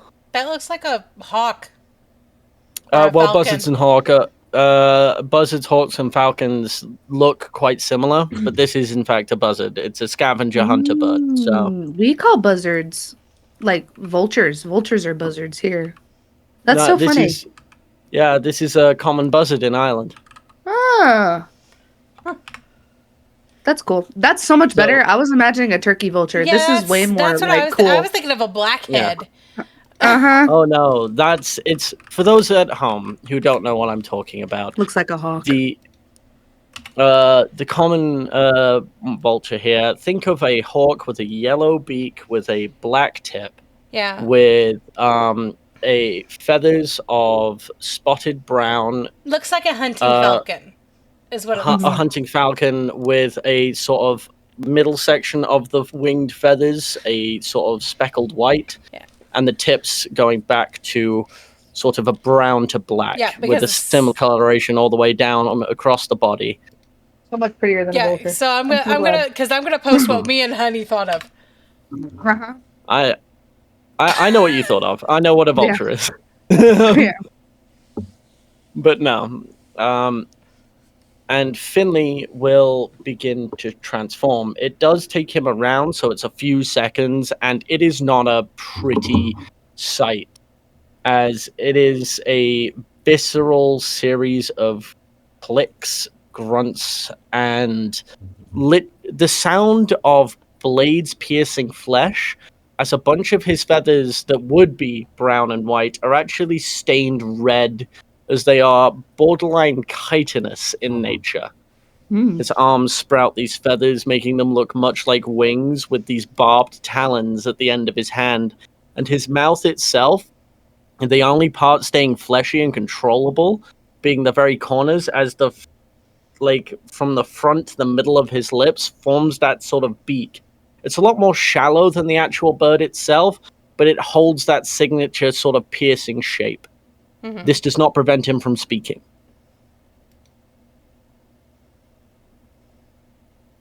Which is something I have to actually say in this one, because a bunch of the other protein transformations in the books we're using mean you can't speak, but this one you can.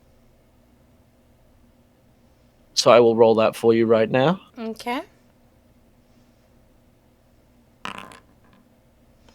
And I successfully transform.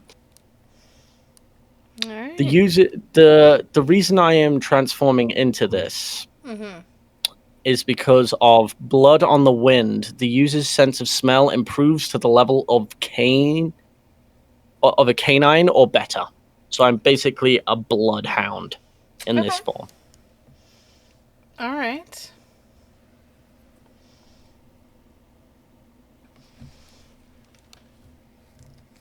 And I'm going to bring out that notebook in my vest pocket, and I'm going to give it a sniff. And Gideon, I'm not sure if you've ever seen this transformation. Have you ever been in combat with Finley before?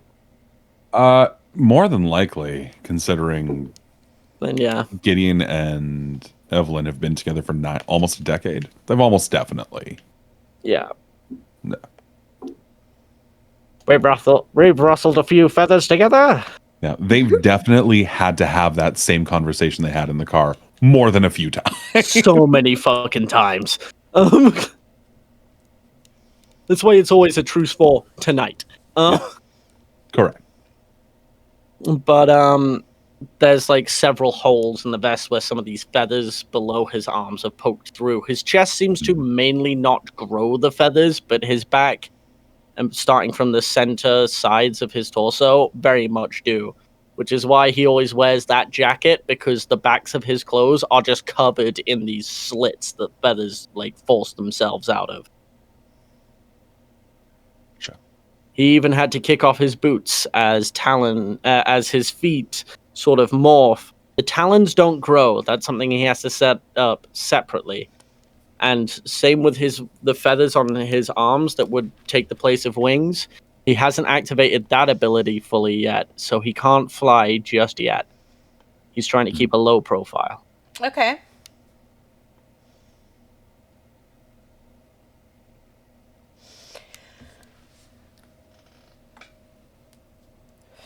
So you're rolling to smell this notebook and track, right? Yep. It doesn't give a dice pool, so I'm gonna go into the protein book and see if there's like. I was gonna say, if not, I can give you one, and then you can add your protein in. Okay, that works for me. Yeah, we'll do that. Give me a wits investigation roll. Add your protein. Fuck. At wits. Or wits survival. Wits survival looks so much better. Wits survival plus my protein, and I will blood surge this as well. Okay. Because we need to find this guy.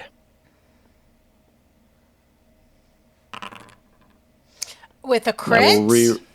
Yeah, okay. You catch the faint coppery scent and the smell of decay from an alleyway. You also catch the scent that you smelled from this notebook.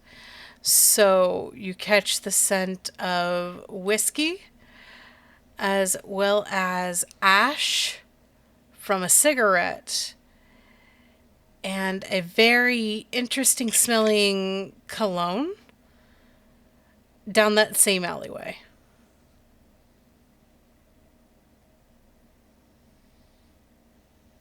And it's very faint. Like a day is old at least. Finley in this form is going to drop to all fours. Not because he needs to, but because when you look like an animal in front of your friends, it's best to act like an animal, because sometimes it can be off-putting when the 6-foot guy swells up like 1.5 feet and then turns around and starts speaking to you in the Queen's English. So he turns around, dropping to all fours, so he's still smaller than the party. We'll turn around and go, "You got him. Follow me." Oh, yeah. Evie follows. She's used to this. Yeah, following. And I will lead the way.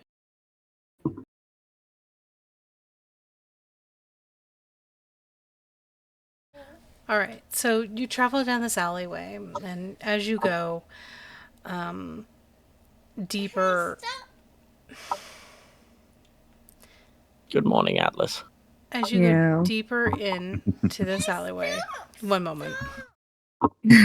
Yeah, he's up. That boy is awake.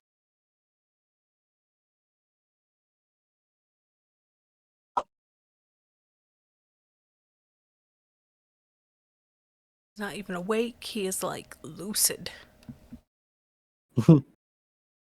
Eyes were shut while he was saying that. Oh, bless him.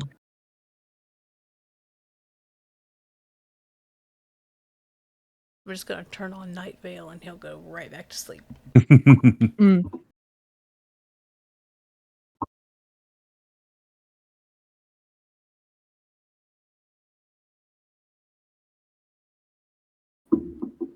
Anyway, you go down this alleyway and as we're going, roll me wits awareness, all three of you. This is why I am very glad you picked survival. You ready? Oh shit, I have Hulk's true sight. Never mind, carry on. Yeah, no.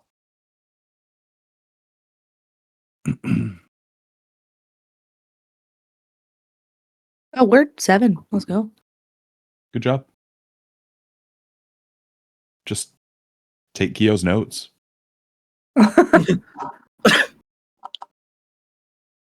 Seven's a pretty high number. You see 3 chuckle fucks sitting at their computer and a giant squid woman. Roll for initiative as you stare into the eye of God. As the grandson of one Gideon has. It's not fun. I do not recommend.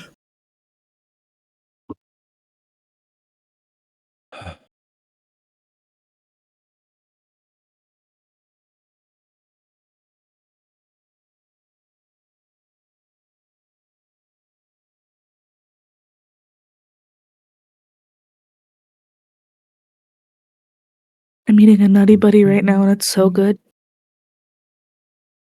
I have no idea Neat. what a Nutty Buddy is. I'm glad Mom? you're in the same boat as me, Sean.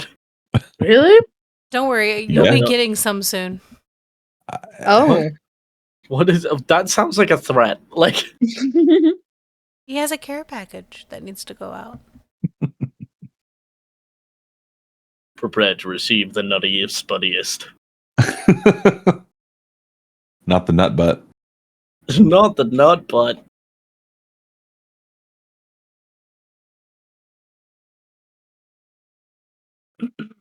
there's a messy Seven has freaked Keo out. This a Nutty Buddy. It's wafers and peanut butter and chocolate, basically. But it's good. Okay. Mhm. You guys eat so much peanut butter over in that country. I could not survive. I can't stand peanut butter. I love You're a peanut butter. psychopath. Mm-hmm. But I also don't. I don't eat a lot, but some days, just a spoonful of peanut butter is exactly what I needed in life. You know? My favorite thing is eating a Nutty Buddy layer by layer because it's wafers, so you can like take the layers Yes. apart.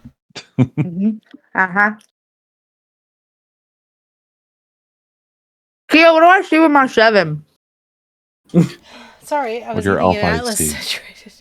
I thought you just turned around, looked us dead in the eyes, and said, "Sorry, I was eating an atlas." I was like, I did pray too. you mean the book. Yeah. I pray you mean the book. So, as you're traveling down this alleyway, Finley, you in particular, are very much focused on tracking, but you catch some things.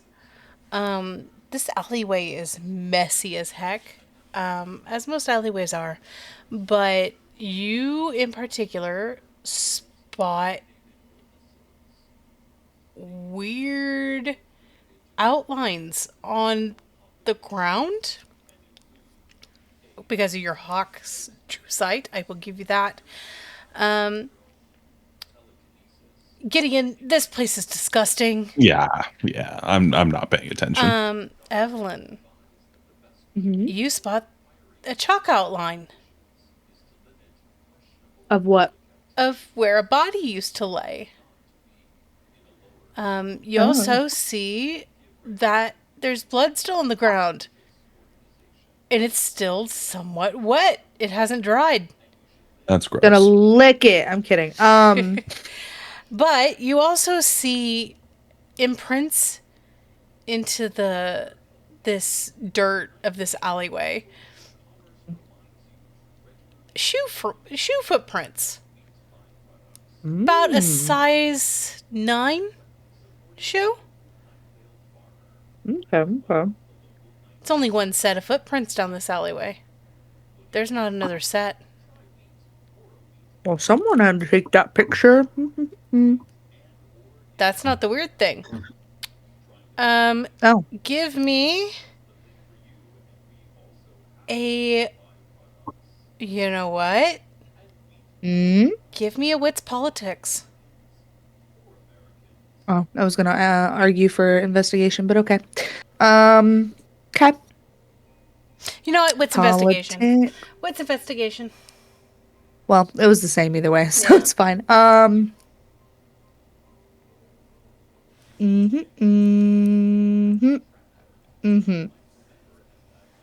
Uh-huh. Okay. Oh, Jesus. So here's the funny thing. Yep. Those footprints are clearly the journalist. Uh-huh. How did the person die if there's not another set of footprints? Oh, fuck. How He is was hunting for a story. Son of a bitch. how was this person killed in this alleyway if there's not another set of footprints here to dictate that there was another person here? There's only My one forge has set. gone down. Yeah, there's only one set of footprints in this alleyway. And a chalk outline. Or what would be considered a chalk outline. It's an outline of the dirt of where the body was. Stop. Finley will stop. Look here. And she's gonna point out the outline as well as the footsteps. There's only one set. All right, lass. Give me a second. And I'm going to see if I can pick up a third smell. Because I know the body, I know his. Is there a third? Okay. In the event that there's no other individual, I think that means this reporter's a little more than a reporter.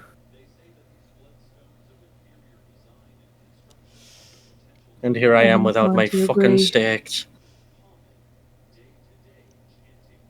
So, Finley, you're wanting to see if there's another scent in this alleyway? Yep, I take it you want another survival wits. Yep, I do. Survival wits. Yappadappadoo. Found yours Protein. down. Mine is not. 6. So, you clearly smell this reporter. You smell the decay of the dead body, but there's something else here? A scent that smells like lilacs? And maybe myrrh? Huh? Hey, wizard. Yes, Mont? Sorry. Well, no, I'm not. I called you wizard. That's fair for him. Lilacs, myrrh. They line up with any rituals you've heard of. Do they? Let's see. I would like to make an intelligence occult roll if you'd let me. Go right ahead. Okay. Would this perhaps be using my specialty in alchemy at all? You can use that if you would like to. Now that this is a potential vampire combat, I've had to remind myself 6 times already. I am not Césaire. I do not eat the vampire. I am not Césaire. I do not eat the vampire. I'm gonna blood surge for this, Okay. and I will willpower 3 of those. Okay. Okay, 6. From your extensive knowledge of blood sorcery, as well as anything else alchemical, myrrh is used normally for corpses. It's normally for embalming corpses in particular. But you don't know of anything ritual-wise that could use myrrh or lilacs. That might just be a clinging scent. I'll relay that. So, what's the possibility that the body was already deceased before it was here? Is the smell coming from where the corpse would be, or from a third individual? With my 6... It is not coming from the corpse. Okay. It is coming No, it's from a not. third. I will relay everything you tell me straight to Gideon. He's got a better brain than me. I'm man enough to admit it. So we're dealing with someone who handles this kind of work of embalming. Well, are there any morgues or the like in the area? There's a lot of morgues in New York. Well, specifically in the area. Not in Broadway. Okay. Broadway is more about theater. Do you reckon they took the body, or do you reckon we're dealing with a third party here? Because again, there are no tracks, no extra sense. I smell the body, I smell the myrrh, and I smell him. Where do you want to go from here, boss lady?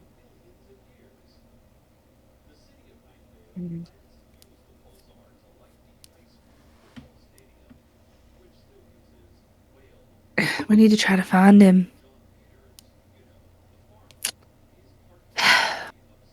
What was the name of the paper again?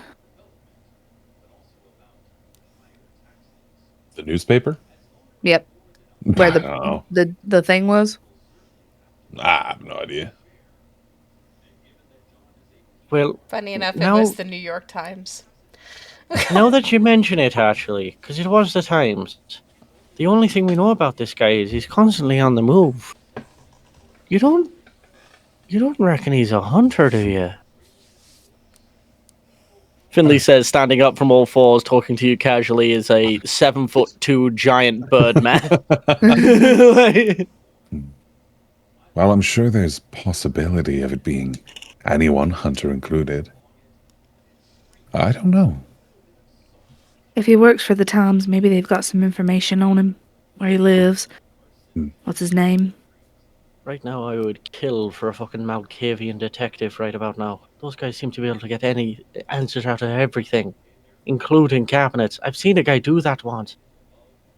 Was there a name? Actually, Every story has a name attached, so exactly. So what was there was a the name. name attached? There was a What name. it? She gave you a name of the man.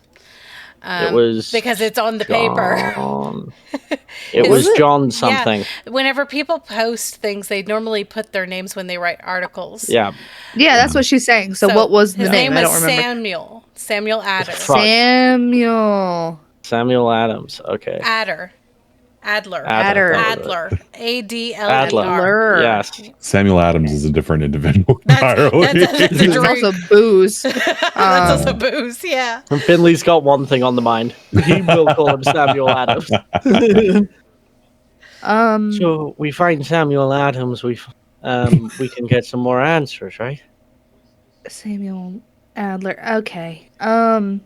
Sorry, Adler. Sorry, I only got 3 drinks in me. I'm not working on my best. I could use another, Well, actually. he's clearly employed. Maybe they have an address for him. Well, again, we're dealing with somebody who's constantly on the move. Yes, but he has to have some kind of an address in the system. If you want to split up, you guys could go looking for the address. I can follow the scent, see who finds him first. I don't like the idea of splitting up. I'm the only one of the 3 of us that can fucking fly here. Glitch. Roll for me. Because you are still smelling things. Roll for me with survival again. I very much will, but only because God asked me to. And I want you to add a die. Because now you know what you're smelling. I will willpower reroll.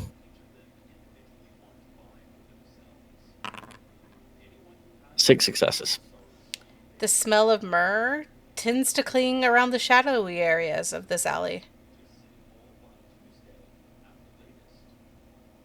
Finley is going to head towards the shadows, just wordlessly. Evie's gonna follow you.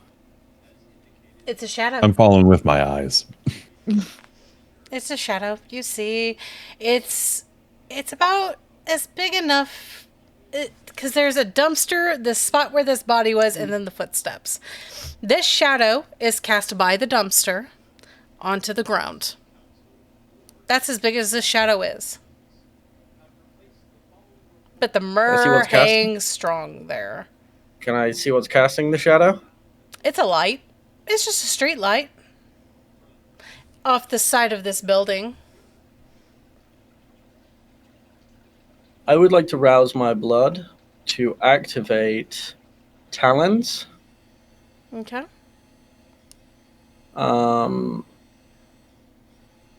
Let me just quickly add the dice pool to this.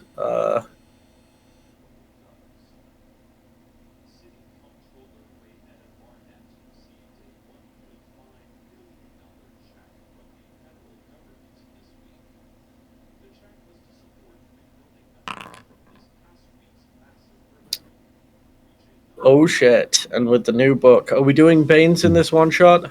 Yes. What is your bane? For protean. Mm-hmm. If a 1 is rolled on a rouse check when performing the protean power, the power fails automatically. So he goes to grow his talons and nothing happens. Mm-hmm. So he sighs and just lunges at the shadow anyway with his beak. Okay. There's nothing there. It's just dirt. Just butts into a wall. To be fair, with Finley's dice in this form, he would take a chunk out of the wall with his beak. Yeah, well, yeah, you take a chunk out of the wall in the dirt. Now you got dirt all in your mouth. It's literally definitely 100% not the worst thing he's had in his mouth. Tonight. This guy literally eats pigeons he's freshly drowned in alcohol. I'm getting hungry. Right. Whatever this marshmallow is, it's clinging to the shadows. It wouldn't surprise me, because we know they're about now, that it might be some of those Hecata. They like playing with corpses after all.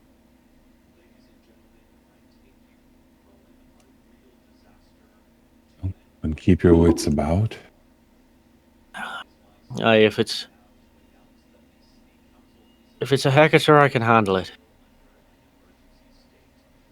It's the entire goddamn bloodline, though. Then I'm going to get the fuck out of Dodge. I'm a fighter, not an idiot. Don't like raise the finger. King will close his mouth. I'll be on my very best behavior. Can't disappoint the lady now. Hold my jacket for me, would you, dear? She's been holding it. And he is going to actually use another ability Okay. to blend in with the air a bit more. As what he's going to use is Swarming Flock. Okay. This is an ability I have only ever used once incorrectly, and had to correct myself and then be eaten by Vitya. Oh yeah. Whoops. Nah, dude, that was metal as hell. Anyway, We chain ate each other, dude. we Hell yeah. did. You gotta love the chain feeding. Jesus. It's like chain Listen, smoking, if but you- a little more bloody. It's like chain smoking, only don't look into. You know what? For those at home watching, look into what it feels like to get fed on by a vampire in this system, and realize a circle jerk of diablerie is entirely possible. I roll. Jesus. Oh. That is not a 0, so I'm hungry. But Finley actually turns into a flock of common birds and will scatter to the wind following that scent. You see a bunch of pigeons just take off. Oh,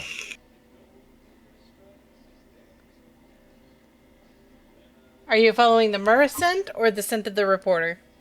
I'm following the scent of the reporter. The scent Okay. of the myrrh. When I brought it up, everybody was like, maybe let's not fight that in case there's more than one. And Finley was like, you're right. I'm not an idiot. And then took off. Because this is the only way he can keep his scent trail and not be completely revealed to everybody else. Okay. All right. So you follow the. What are the other two doing? Since Finley's taken off to the air. Evie. You do have his car keys, and I'm just checking. They don't have to be near each other. He will have left you a single pigeon. They don't have.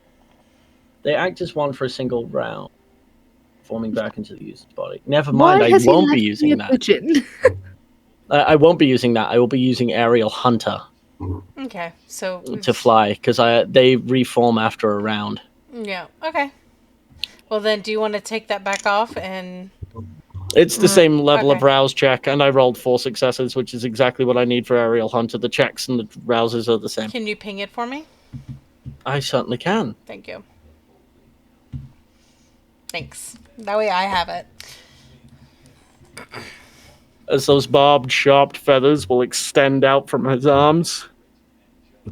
And in the alleyway, because it's quite clumsy flying, he's more like big leaping between the walls of the alleyways until he gets to the rooftops, and then he's flying above the streetlights because it's really hard to see a blackbird on night sky.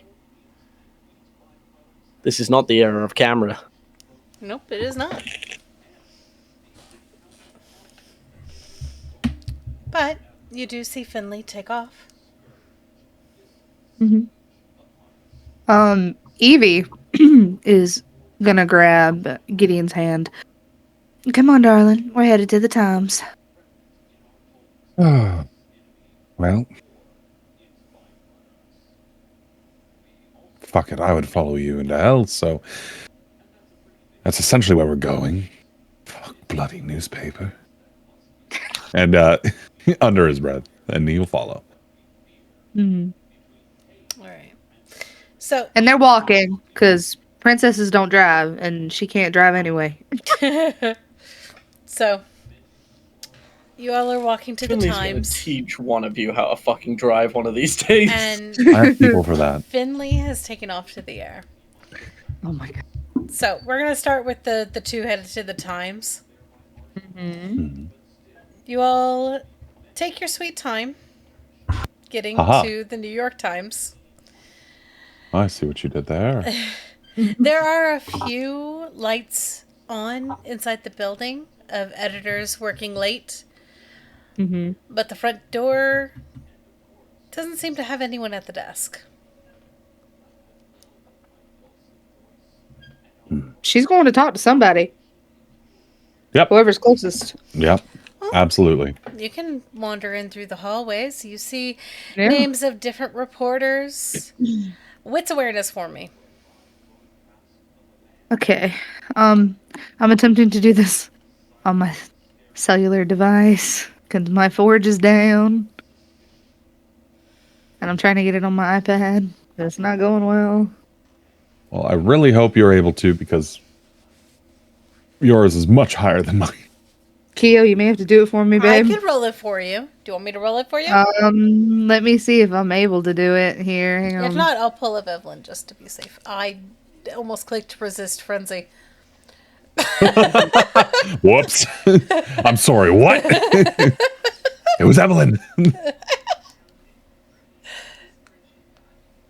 If I can get it up on my iPad, it'd be easier, but I'm working on it. He said, what's awareness? Wits awareness. I got you. I'll go ahead and keep her pulled up just in case you need me to do something. It's loading on me.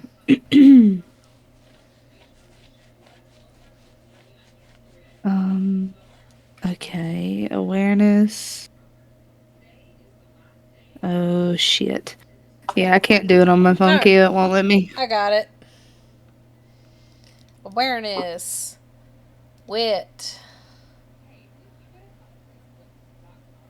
Boom. Would you like to willpower reroll? Yeah. Oh, it's downloading world data. It might be loading up now, finally. Maybe. We'll see. Okay, well So- that's a 5. Damn! Yeah, but I got with my 5. So, you're looking at these doors, and you do see one in particular in very rough-looking typed Let's back up. text on a window of a door. Mhm. S. Adler. She's going in there. You move to turn the handle, and it doesn't move. Can she just try to break Yeah. it so it opens? You can attempt to break the lock if you would like to. I mean, yeah. We can always just find one of the staff. I'm sure. As he's somebody's- talking, she just tries to break it. Oh, okay. All right, roll me strength brawl. Can't roll your shit at the moment. You're going to have to do You it want for me me. to do it for you? Okay. It's still loading. It's Bro. not liking me at the moment. Strength. That's a 2. That you are talking to Evie, and you watch her palm go boom right down on this doorknob, and it pops off. You can see all the little mechanisms inside now.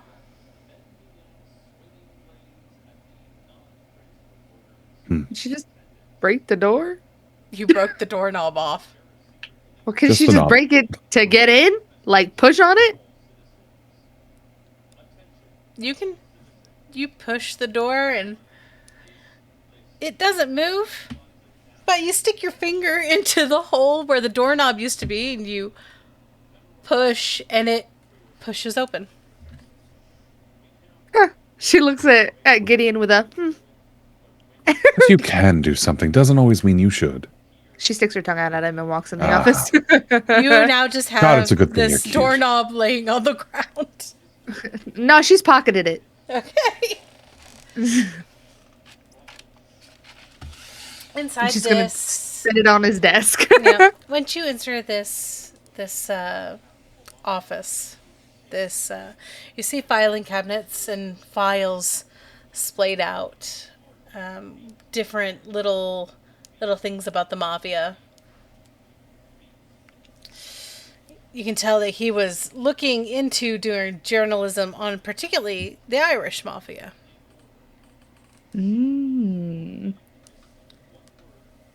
But they were clearly pushed to the side and pushed off the desk for a little bit of time. And a new file had been begun about this body.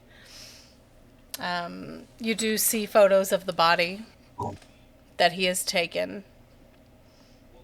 Throat ripped out. Clearly bite marks on the arms. This woman was clearly brutally mauled by another kindred. Just by looking at the photos.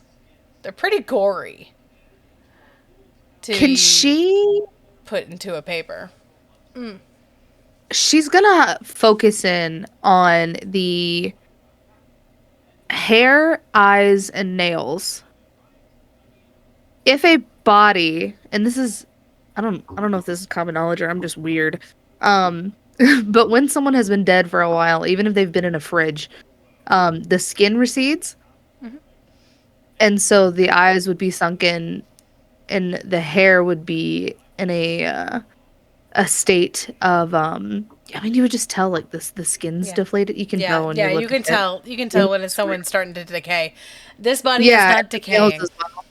It is not. Okay, so it looks fresh. It looks like she was about 25 years old. And her makeup still looks good. Damn. Batty down. Anyway, she was fresh. And judging by, well, the fact that these pictures, I'm assuming the pictures are quite clear as well. They're as clear as what a shaky camera person could get. Yeah. They're all black and white. Considering the lighting and the fact that we can see everything, it means the reporter was out in the day, so I think that can nix him being the culprit. Unless he staged it this way. But she's going to look around his office. Take the photo. That, or wasn't a vampire that got her. Or that. Scare tactics. She's looking around his office as she's listening to Gideon. She's looking for anything personal. Any photos, any drawings, any letters, any mail, anything of that variety. Okay. A personal notebook. You want me to roll you wits investigation? I think I can do it. I have it up now. Okay.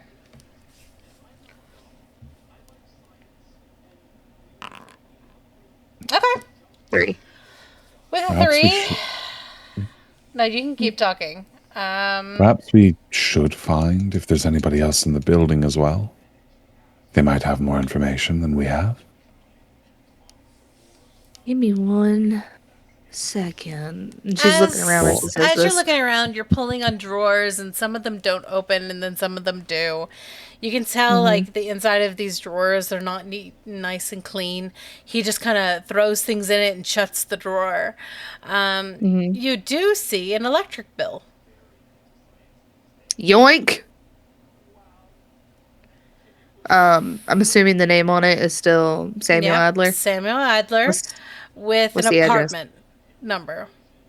Oh. With a Harlem apartment address. She puts this light bill between her fingers and she kind of holds it up at Gideon with a smirk. Somewhere to start. Absolutely. But what kind of questions do you want to ask him anyway? How he Or do found the we just- body. Is there anything else that we can glean from a mortal who stumbled onto, well, something he shouldn't have? Well, either way, he's got to go down, so I can ask him whatever the hell I want, really, before I Fair slit his enough. throat. Right you are, my dear. Gideon, did you pick up the photos? I did not. I was leaving Okay. the investigation to Evie. Okay. I did take a close look at the photos, but I didn't pick them up. Wits I was going to say, insight Evie for would me. have picked them up as Yeah, well when she was yeah. looking really close and Both of everything. you wits insight for me, because you guys are New York locals. No, Evie, you're not. Gideon No, is. she's not. Gideon is. Add a die Wits for being a and New York local, Gideon. Oh, great. Okay, 5 die. Okay. I'll take a 4. With your 4, you can tell that this woman in these photos is a Broadway actor. The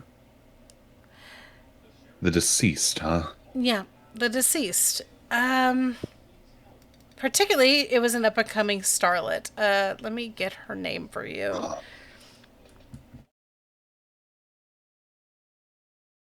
Well, damn.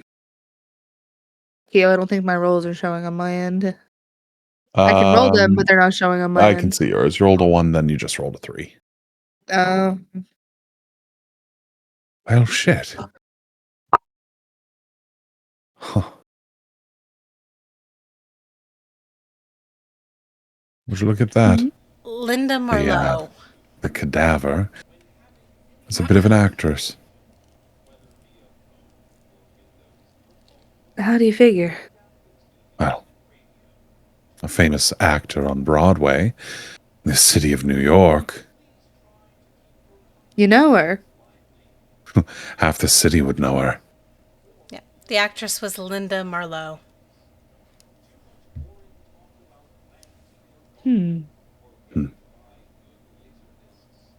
Well, why wasn't that included in the article? If she's that recognizable, unless he's also not a local. Very good question.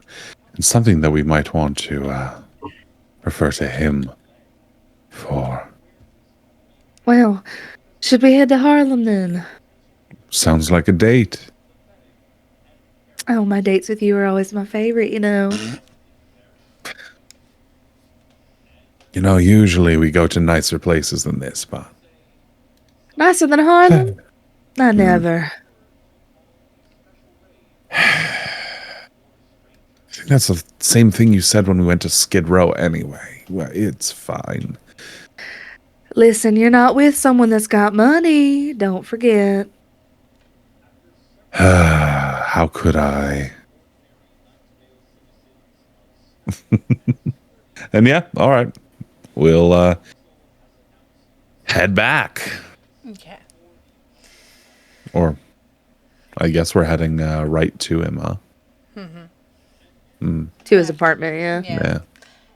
Get in. Not Gideon. Finley. Finnegan. Finnegan. That's me. I'm Finnegan. Holy shite. Let's go with you. Okay. You are following the scent of the reporter, right? Yeah, and I am doing a slight deviation. All right. And that slight deviation is I need to grab a couple of birds. Okay, yeah. Couple of birds in flight, just snag, both times in the beak, just crunch, drain, drop, lay. Yeah, you can do that. Go ahead and roll me your hunting, then. I don't know what my hunting is. Let me go. I forgot to put a dice roll in this because it's been such a long time since I played vampire. I know. Don't judge me. Believe me, I know. Do not judge me. I love Vampire the Masquerade. It's so much fun. It is such a good system. One of my personal favorites. Farmer.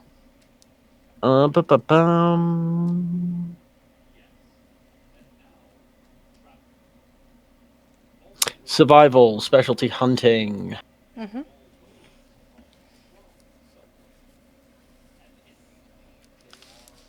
Because I do keep a herd, but I think my place is a little bit out of the way for if I'm going to Harlem. Yeah. So I don't actually have the specialty in hunting. So do you want a wits? Yep, just give Survival. me a wit survival, please. With survival, I'm still in my war form, so I had my protein. Oh yeah, you're able to find some birds. Yeah, I would like to drink 2. Yep, you can totally do that. Which I believe at what's my blood potency? Half hunger, so that will drop me 2 hunger, maybe another one, if you'll allow. Yeah, I'll allow it. Just to get down to the 1 hunger again, just so I'm not like feral and in my war form. That's a great way to break the masquerade. Yeah, you're able to do that. Basically, I just absolutely devastate a flock of passing ducks or something, and then It's a geese. It's a set of geese. As a giant bird person. Yeah. Horrifying. The to them, New York it's City horrifying. Park Find is some now gonna absolutely be missing some devastated geese, like Yeah. just in an alleyway, Yeah. and it's like, what the fuck happened to Yeah. these? Oh, some guy probably cut them up for fun, you know. The park is gonna be missing some geese. That sounds like They a were just problem for flying Central. for the winter. Yes, well, I'm flying for the Camarilla, so unfortunately, lass, I take priority.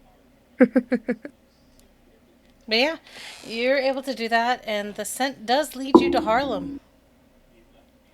Well, I'm gonna follow that scent all the way home.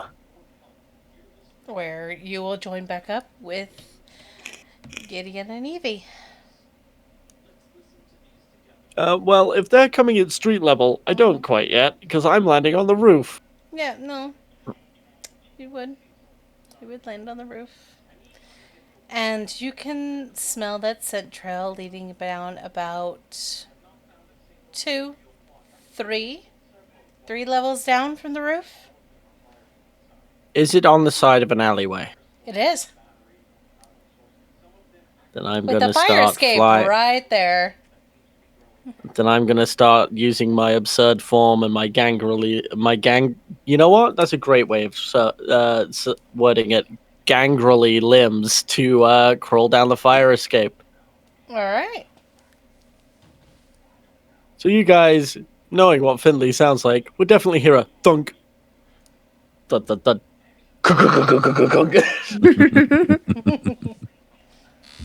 Oh, I think we found Finn. Huh. Strange place to meet up, I suppose. He probably followed the scent here, I'd imagine. Different trail, same destination. And Evie's gonna walk into this building and walk up to the apartment. Yep. No, you'll walk into this building and you'll see it's just your average apartment complex entrance where it has mailboxes along the wall And then steps leading up. There is an office, but no one is in it right now.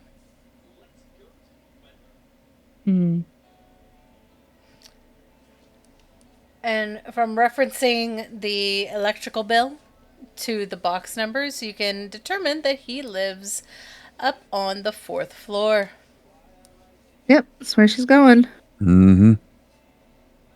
Well, they're on their way up, Keo. I would like to take a sniff at the window, make sure I'm at the right place. Oh, you are. The window's wide open. Oh, fantastic. I'm going to scurry inside. Okay, please stealth for me. You know what? I shall. As you hear clanging and banging from inside. Oh, They're banging in there? No, like That's crazy. like I know. things. They won't be by the time I'm done. All right. Let me roll Samuel here. I need to see if he notices. someone who's supposedly always on the move. Well, this is his current location. Word. Yeah. The only reason hang on. I need to swap the Yeah. player. Yeah, you do. Let me- You know what? Here, let me redo that. I can just do it for myself. I'll do a self roll. I'll roll it again. I don't mind. That hurts because you want to know how many successes he rolled? 0, chat. He rolled 0. Oh, Oh. heartbreaking.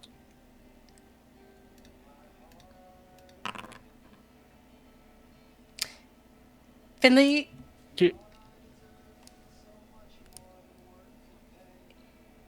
he stops. You hear a drawer slam shut real quickly. And I'm hurried gonna- footfalls. I'm going to rush after him Okay. and lunging for his mouth to cover it. Okay. You can totally do that. Would you like a dexterity brawl for that? Yeah, if you don't mind. I'm trying to find something. I am not using that. But it does count as clawing because I'm using my hands, so...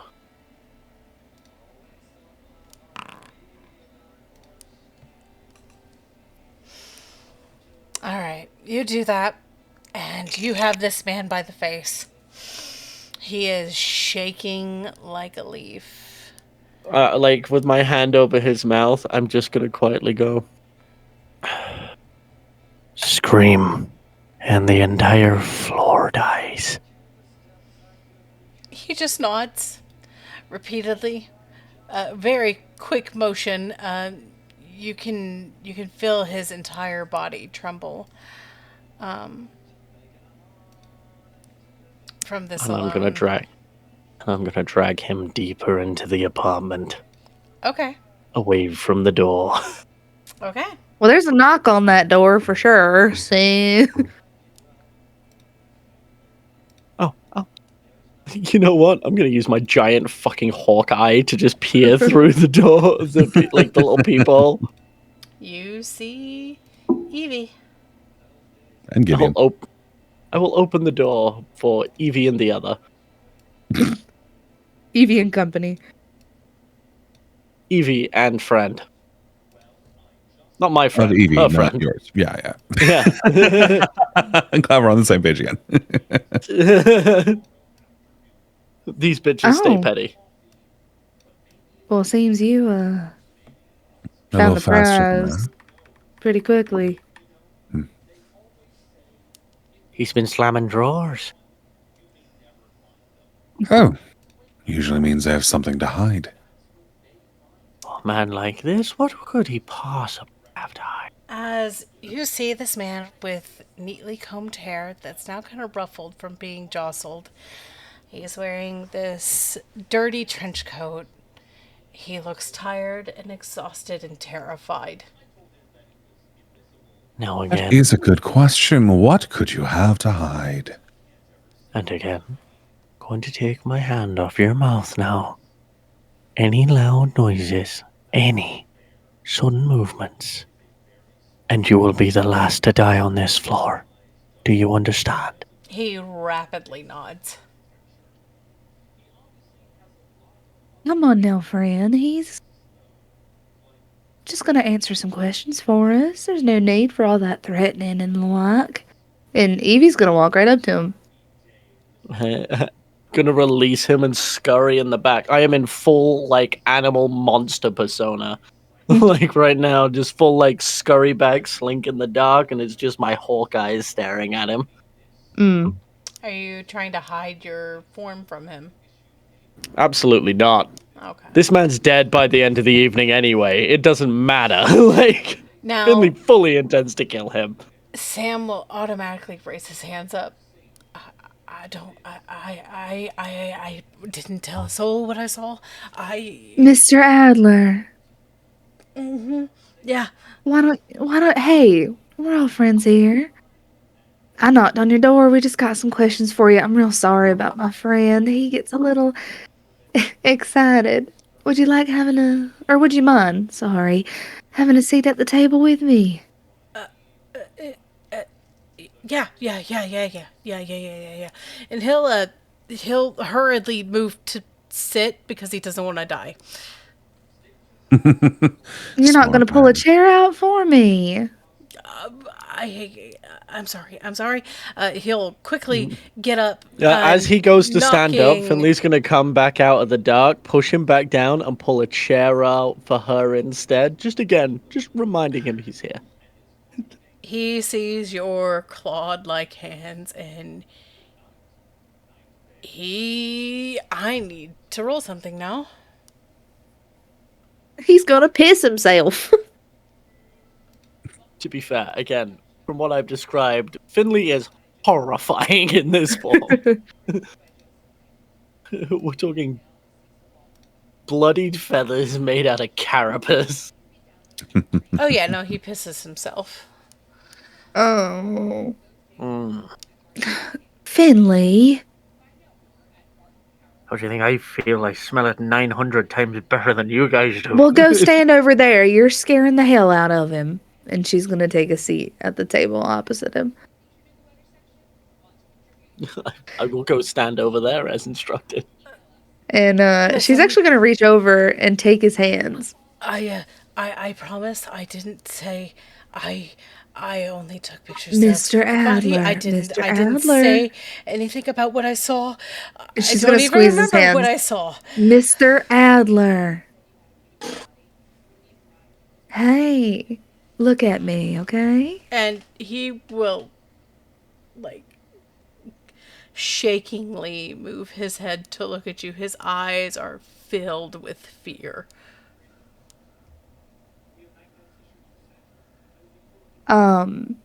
She's gonna attempt to use awe on him to make him look at her and listen to her.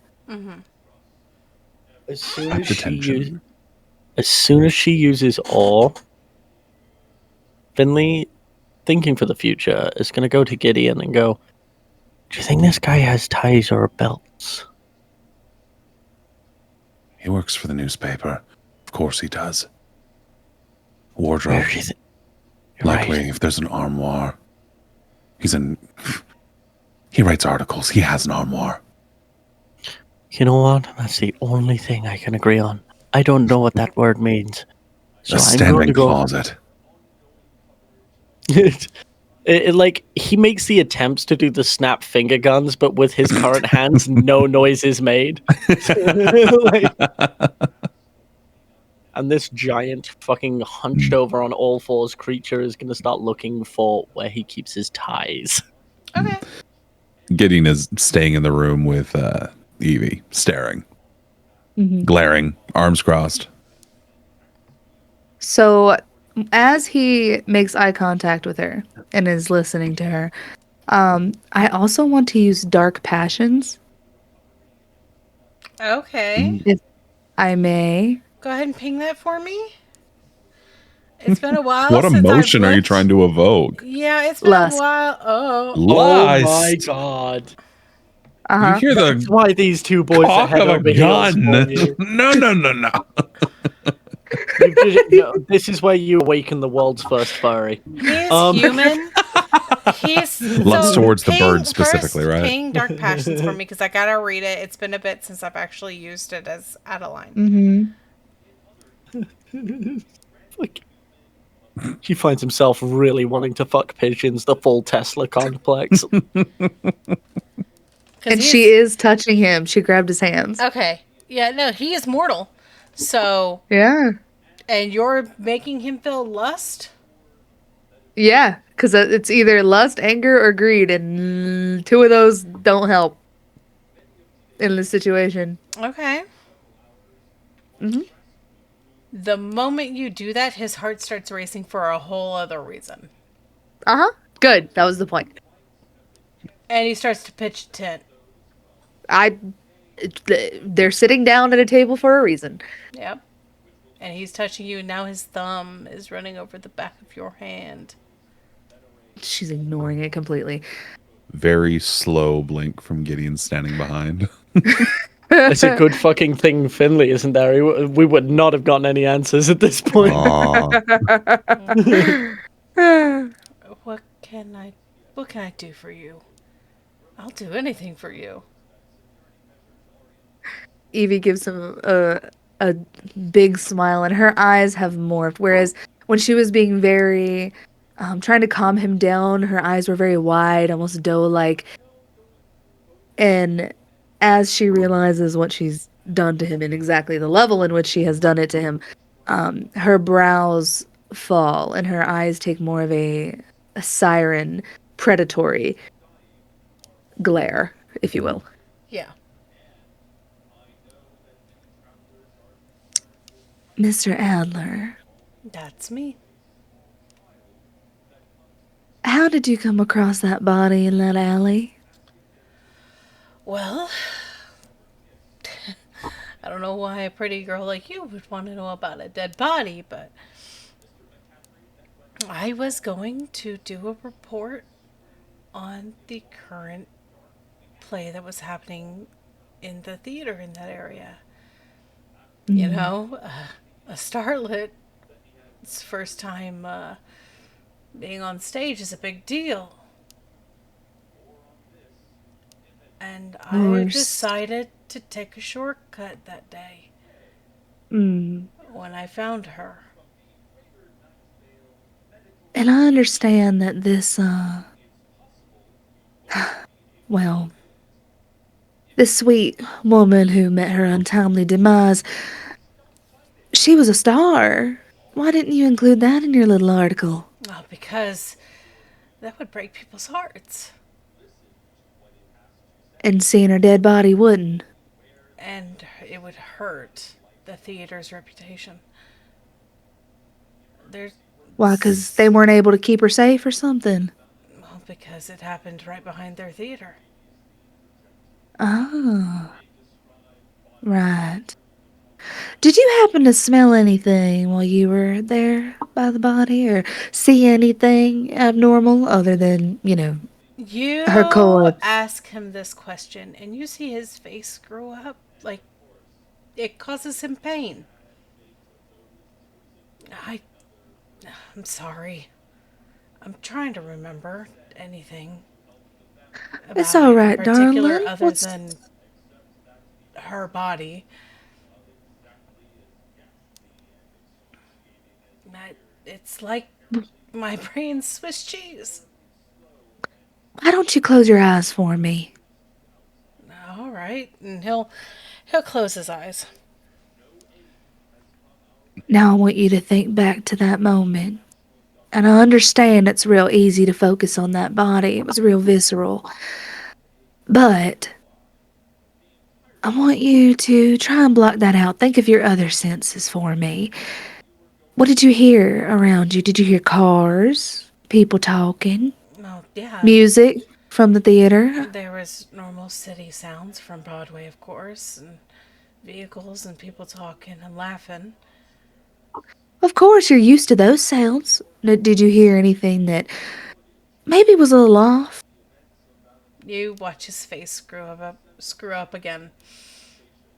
I'm I'm sorry. I'm trying really hard and I just can't. I want That's all to. I right. really do. Mm. There's just it's like there's a block there. I can't. It's like I think about it and everything's a blur. Right. And she kind of looks over her shoulder at Gideon for a moment. If you would like Before. to Mm. figure out what's going on with him. Gideon has dominate and fully understands on what Yeah. discipline would probably used here. Yeah. Yeah. Just for the record. Yeah. No. So we'll give a nod to Evie. Even though she can absolutely see the twitching of his eyebrows and eye. Gideon, Mm-hmm. can you come here for a moment? And the crossed arms will drop, and he'll step towards the table, hovering just over Evelyn's shoulder. She's gonna get like she's gesturing for him to like lean down to her, He does. and she's gonna whisper in his ear, "Are we gonna get anything out of him?"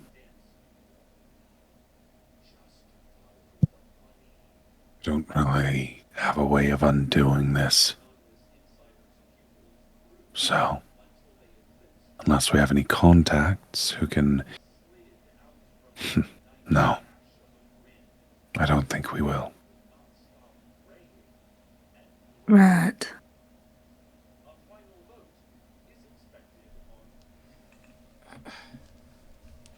Finn, That's me. Did I find any of his ties? Oh yeah, you found a lot of ties. Yeah, I'm gonna grab some ties because I'm gonna stage this guy hanging himself. And I'm going to help. I'm gonna come back with a tie, a singular tie.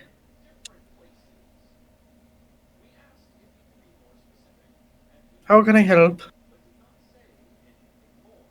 I'm gonna need you to keep your eyes closed for me, okay? And she's gonna take her hands away from his. And stay seated right there. Yeah, and he don't move. Pretty lady told him not to.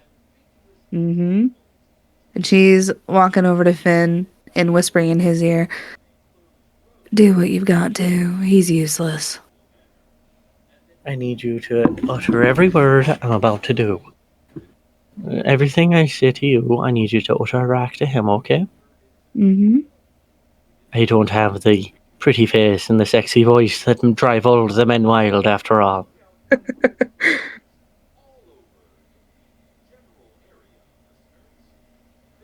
Okay? Pay me no mind. And before he does anything, he's looking at Eve to, again, iterate again what he is saying to him. So you're not gonna pay him any mind, okay? He's my friend. He's just gonna help you. And he gives a nod. A pretty girl wouldn't lie. Does he already have a tie on? He does not. Okay. Gonna put a tie on him. Tied differently.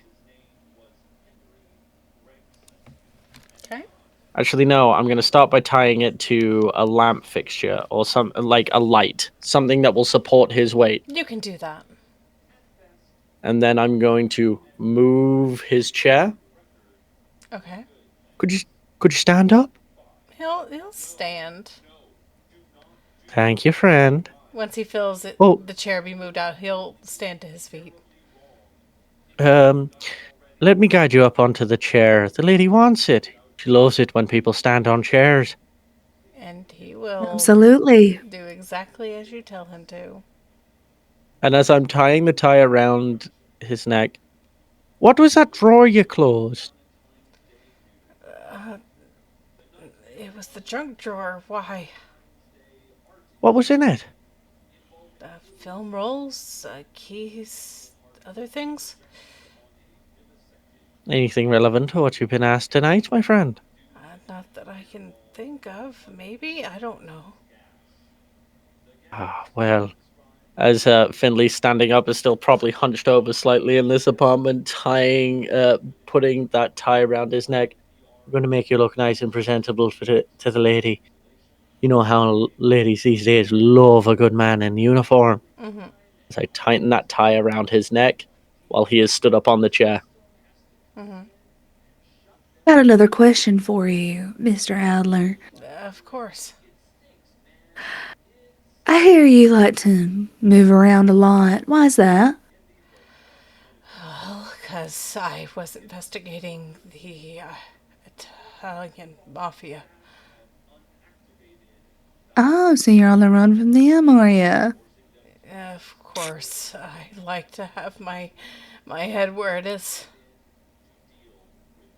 Right.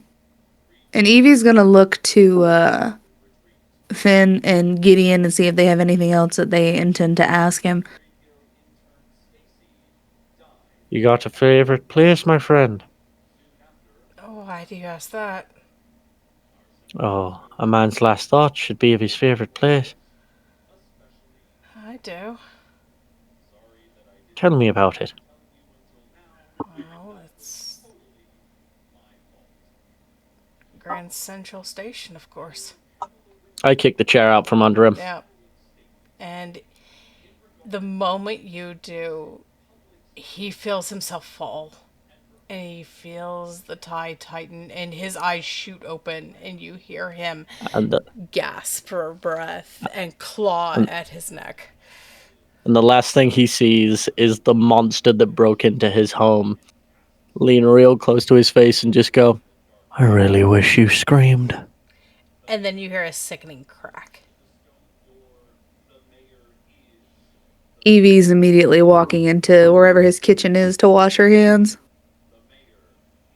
You do that, Evie, and you spy a drawer slightly ajar.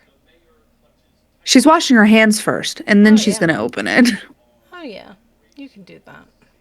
hmm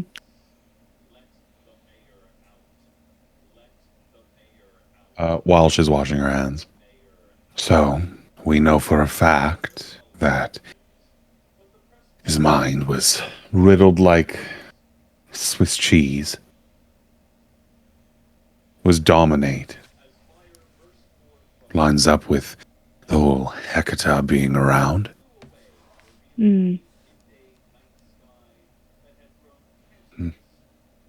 So he followed Evie into the kitchen.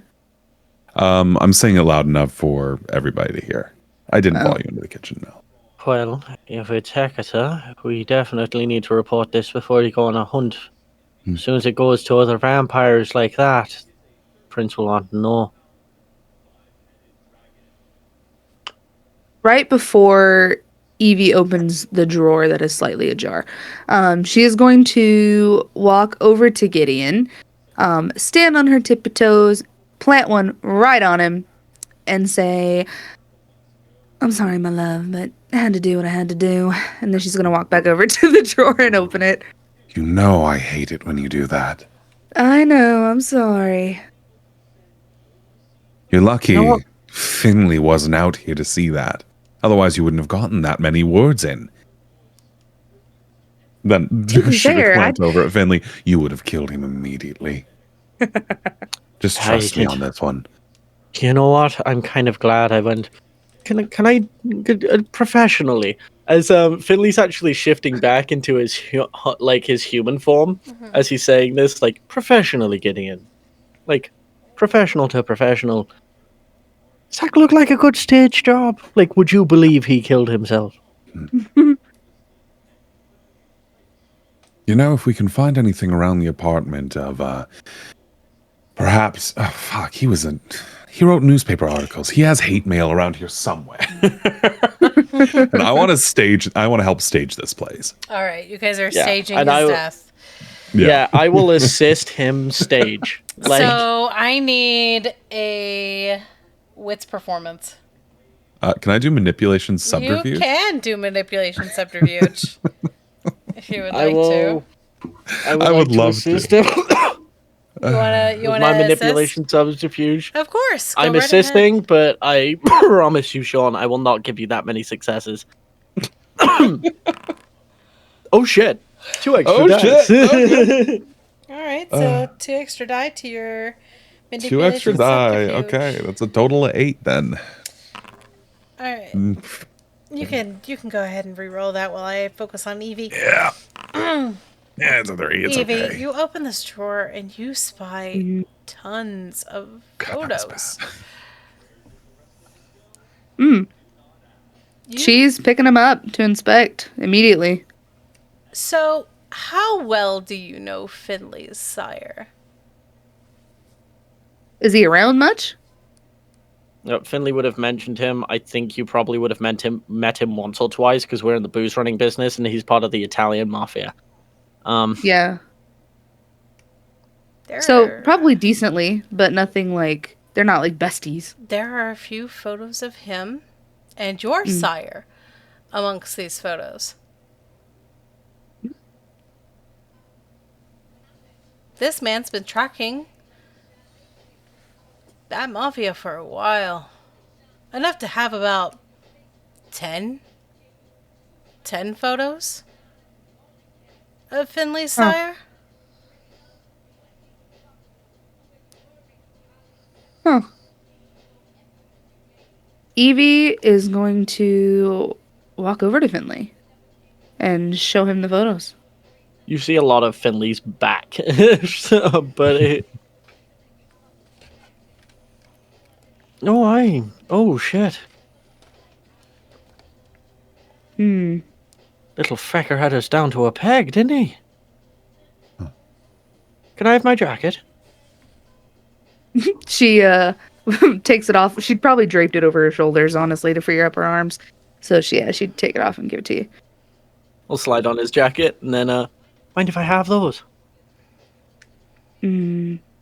She would take the photo or whatever photos had her sire in it. She would rip him out and then hand Finley the rest. Whatever floats your boat, lass. And then stuff those photos in his pocket. Basically, be like, you gotta get some people on the press. It's a warning, not a threat.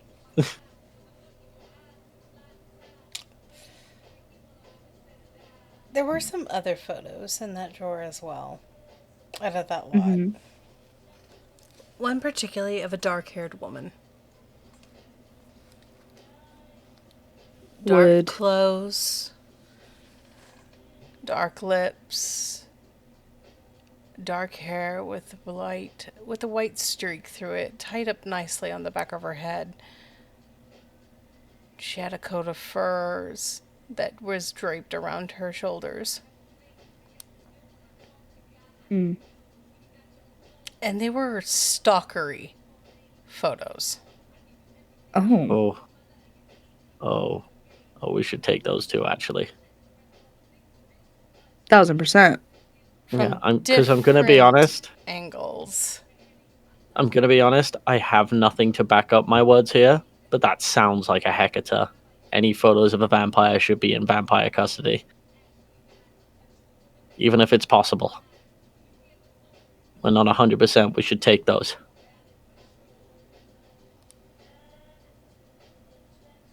People are gonna look at this one sofa because again, in this city, this time period, nobody's looking twice at a suicide. They're on war. No. Exactly.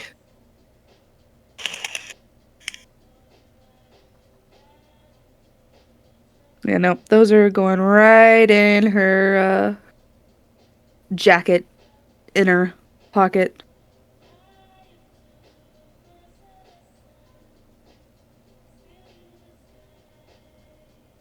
Huh. Sounds like we may have more to do with these, Hecata. After all. Let's take the fire escape out.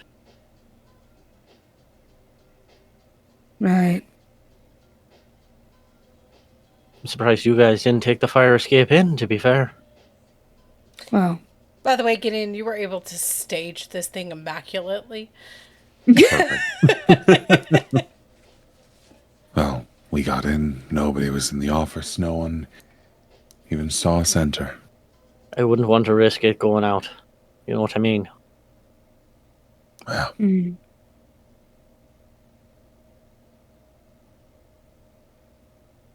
agreed.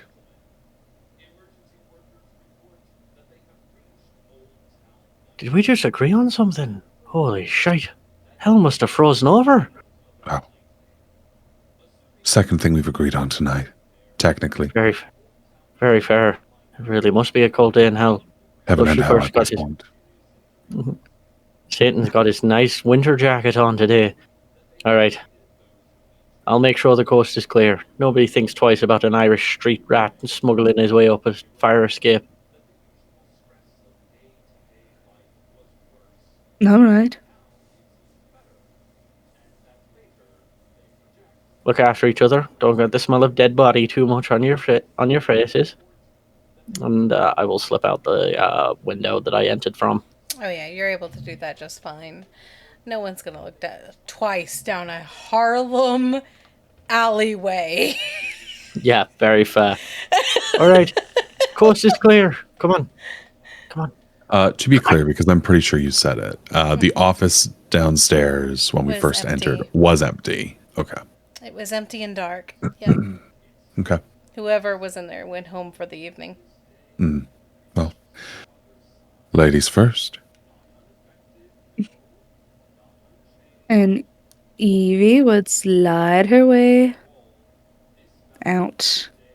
And how far down is Finley? Finley basically just took a look over, made sure there was no active drug deals or prostitution going on down in the alleyway below them, and then when there wasn't, just turned back around and is waiting for you. Oh, okay, yeah. As soon as Evie gets out the window, she's extending a hand to Finnegan in hello, escort. You will help her out of the out with his hand. You would have done it without the request. It's more so, it wasn't even a request. It's, again, she knows how her boys treat her, so she just expects it at this point. Like, she knows. He will take her hand, guide her out, and then will, without thinking, offer a hand to Gideon because he's in work mode, so he doesn't care anymore. Gideon, seeing a hand extended to him, also in work mode, will do what comes naturally to him, and he'll just shake his hand and then let go. Oh It was a business deal. Yeah. Good job. The thing And then is, Finley wouldn't even he'll think stop twice for a about it. moment. Finley would be completely ignorant of it. Would just shake his hand and then go back to looking at the alleyway like nothing happened. He wouldn't clock on. Gideon will stop for a moment, cock his head a little bit, shake it, and step out. Are there gloves on? Yeah, he's wearing gloves. And Lame. Finley's wearing his gloves. His talons didn't extend, so his gloves aren't destroyed. Lame. You think there's gonna be skin to skin contact? Nah. Neither one of these crazy. two want to touch each other. But by accident, and then they find out that they touched, it'd be so funny. But also, Gideon doesn't want to touch anything in this building Yeah. or part of the city. As soon as the two of them leave that window, Finley is going to shut it. Because that's a typical sliding down window, I imagine. So he's just going to gently slide it down closed. Yeah, you can do that.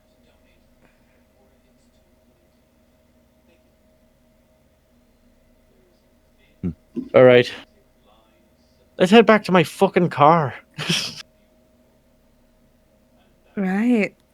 Can't believe you guys walked all the way to Harlem. Sure did. Well, I didn't. You didn't. I'm talking about the other two. Well, they would have wrecked and died, probably. Or wrecked and... There are taxis, you know. We enjoy walking.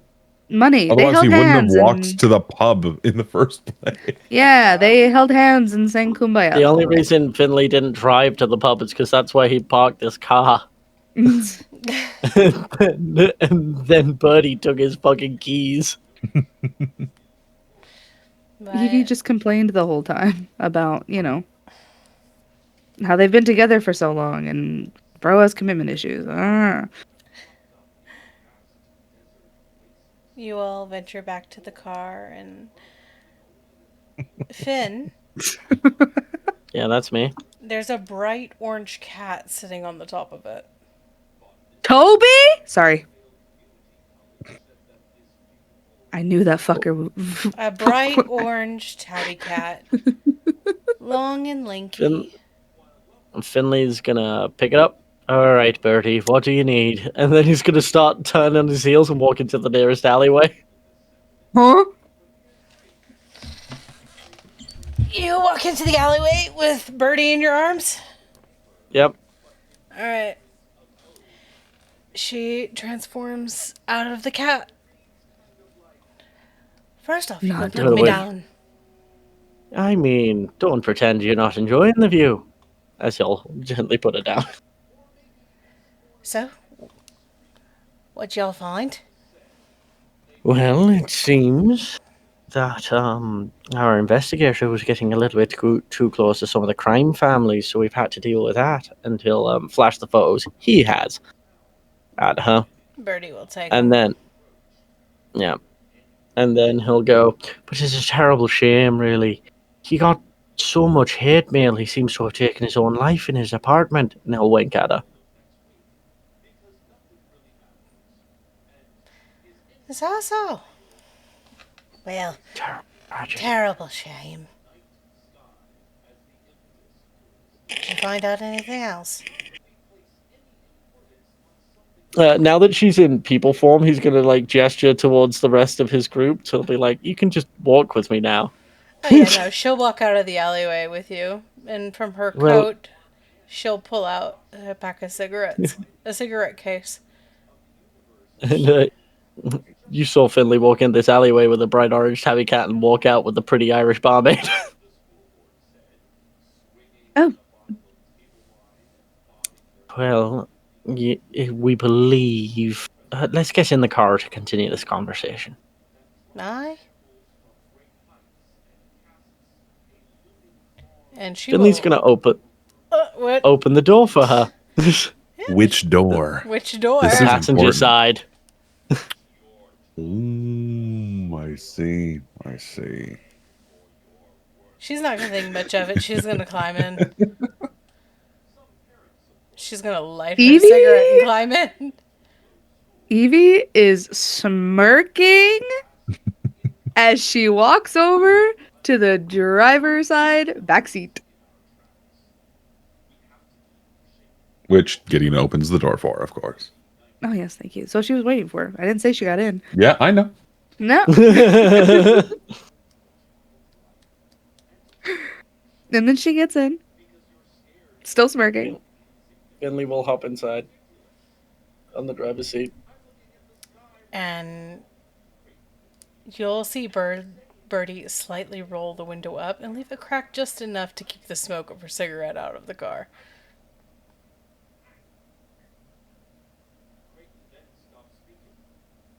You can drive. The more pungent his car, the easier it is for him to find it with his sense of smell. So he does not care what this car smells like as long as he knows what it smells like. Mm-hmm. Hey, Bertie. Evening. So. I have a question for you. I don't think I've ever asked you. And what was that? A little, just girly talk, I guess. But I was just wondering, what's your type? My type? Yeah. Ignorant. Ignorant. Quietly under his breath. Check. We're all vampires. Everybody heard it, but it was quiet. Finley's closing his eyes. He will not rise. He made that promise. And What else? I That can't be all of it. They don't have a thought between their eyes. Makes them fun to chase. Oh, you like the chase? Oh yes, A Isn't woman that after my right? own heart. Finley. I start the car. And for the second time, Oh, check. Have you heard him squeal? right. It's quite fun when he's a bird.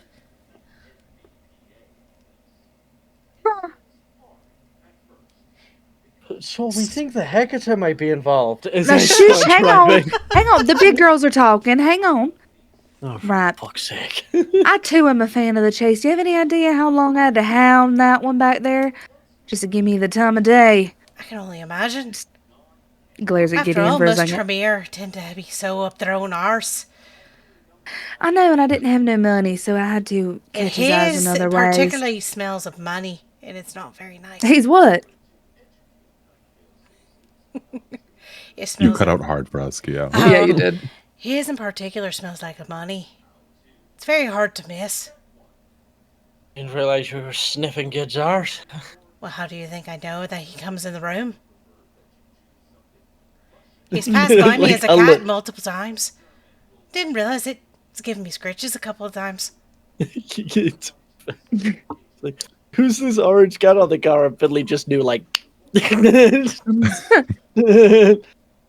So, Gideon is absolutely a cat person. oh my god. He thought I was a pet. Well, you So were you- awful pretty I sitting up there. digress. He tried Did to collar you- me. Shush! The big girls are talking. Birdie. Anyways, so she is wingwoman it up right now. So Like, Finley's looking through the, like, cracked rearview mirror at Gideon, like, I guess we're both stuck here now. Like,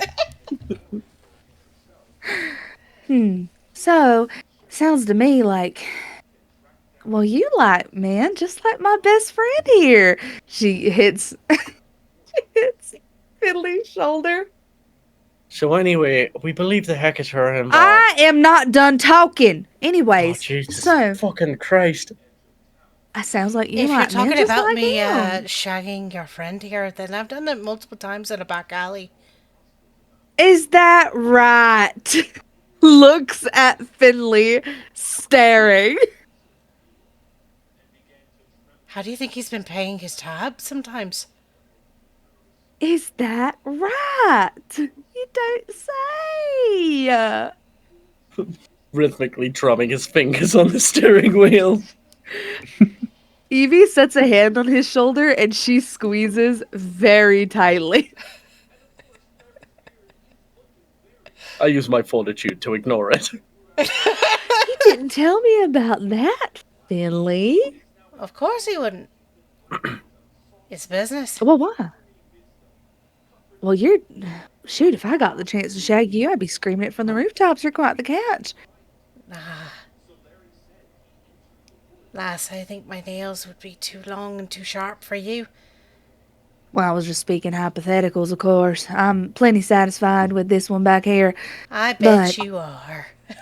Indeed, I am. But I digress. She gives one last look at Finley, pats him real hard on the shoulder, and she's gonna lean back in her seat and cross her legs. Anyway, what was that about the Hecate? Yeah, Hecate. Oh, is this Finley's turn? Does Finley get a fucking turn now, does she, ladies? Yeah, I guess. Jesus fucking Christ. Birdie ignores Yes, we put- all of that and just smokes her cigarette and waits. I guess we believe the Hecate are somehow involved. We got a mysterious picture of a woman we don't recognize. Do you have the picture of the woman on you?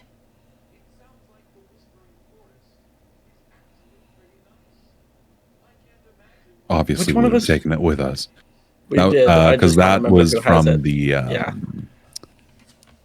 the Oh, yeah, Evie has it. station, the office. Yep, Evie has it. Can I say it? So she'd hand it over. Yeah. Yeah. And Birdie will look real close at the lady as she smokes her cigarette and listens to you all talk. Go on. Keep talking. At the site, one was drained, famous Broadway star, yada yada yada. There's a fine sense of myrrh, which I'm told by Gideon is a embalming fluid of some kind, Aye, it is. which means somebody who likes to play with corpses was present on the scene. Only one set of And, footprints, though. And lavender, wasn't it? That was the other one. I was forgetting that one. You're welcome. Well, I can tell Thank you you kindly, this. sweet. It's not her. And she'll hand you back the photo. It's But if- not her. Not from my knowledge. She, Hmm. in particular, is a contact for me. So if he was taking snake shots of her, well, that's also concerning. He's fucking dead now. We took 90% of the photos he had. Couldn't take them all. It would be too suspicious that way. Should have lit the building on fire. Fires even in this city with the Sabbot movements would have been too noisy. Aye, that's true.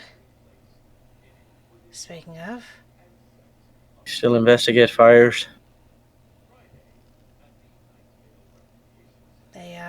they be making moves. Big moves. What kind of moves? Like trying to take over the dock.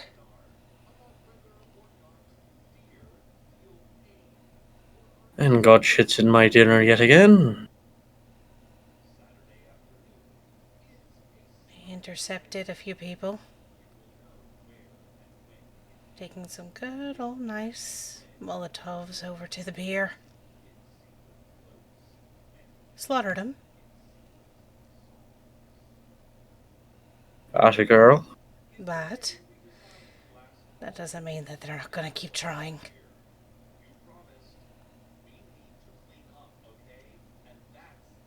Well, if it makes a good prince feel more confident, I can hang fire around the docks for a while. Calbros doesn't want to be prince, and you know that. He never wanted to be prince. They put him Well, in he's that prince at position. and that's what makes him a good prince. I agree with you. But the moment the Ventru finds someone more suiting, he's gone. He's only And there for now while we're at war. Hell to the fucking Ventru. As soon as they get their way, we'll be run out of town faster than you can say, wait, there were Irish here? The Camarilla are mostly using him as a target. Oh.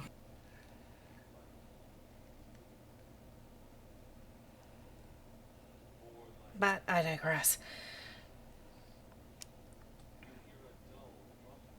I'll look up on this lady, give you a little more information on her, make sure I can get you a meeting with her.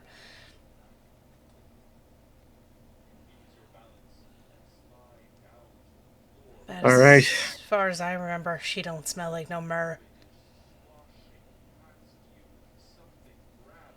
I could continue following the smell.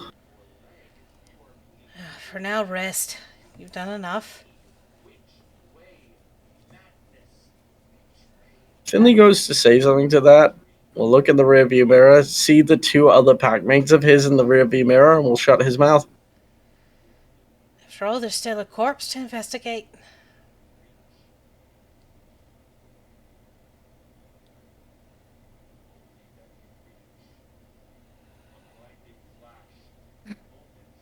The corpse was gone.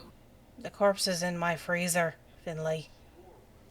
All right, forgot about that.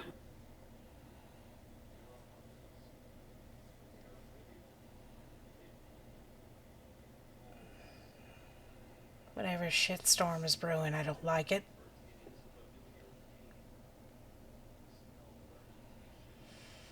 You guys did good.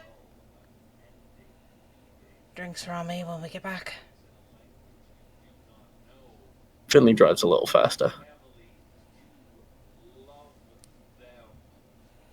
And you all venture back to the gilded cage. It's a little quieter now. Mostly just people either dozed off drunk or have stumbled out. A lot of the Navy or others from shore leave have started venturing back to their barracks. And it's just you all inside the gilded cage now. For the most part, other than those passed out asleep.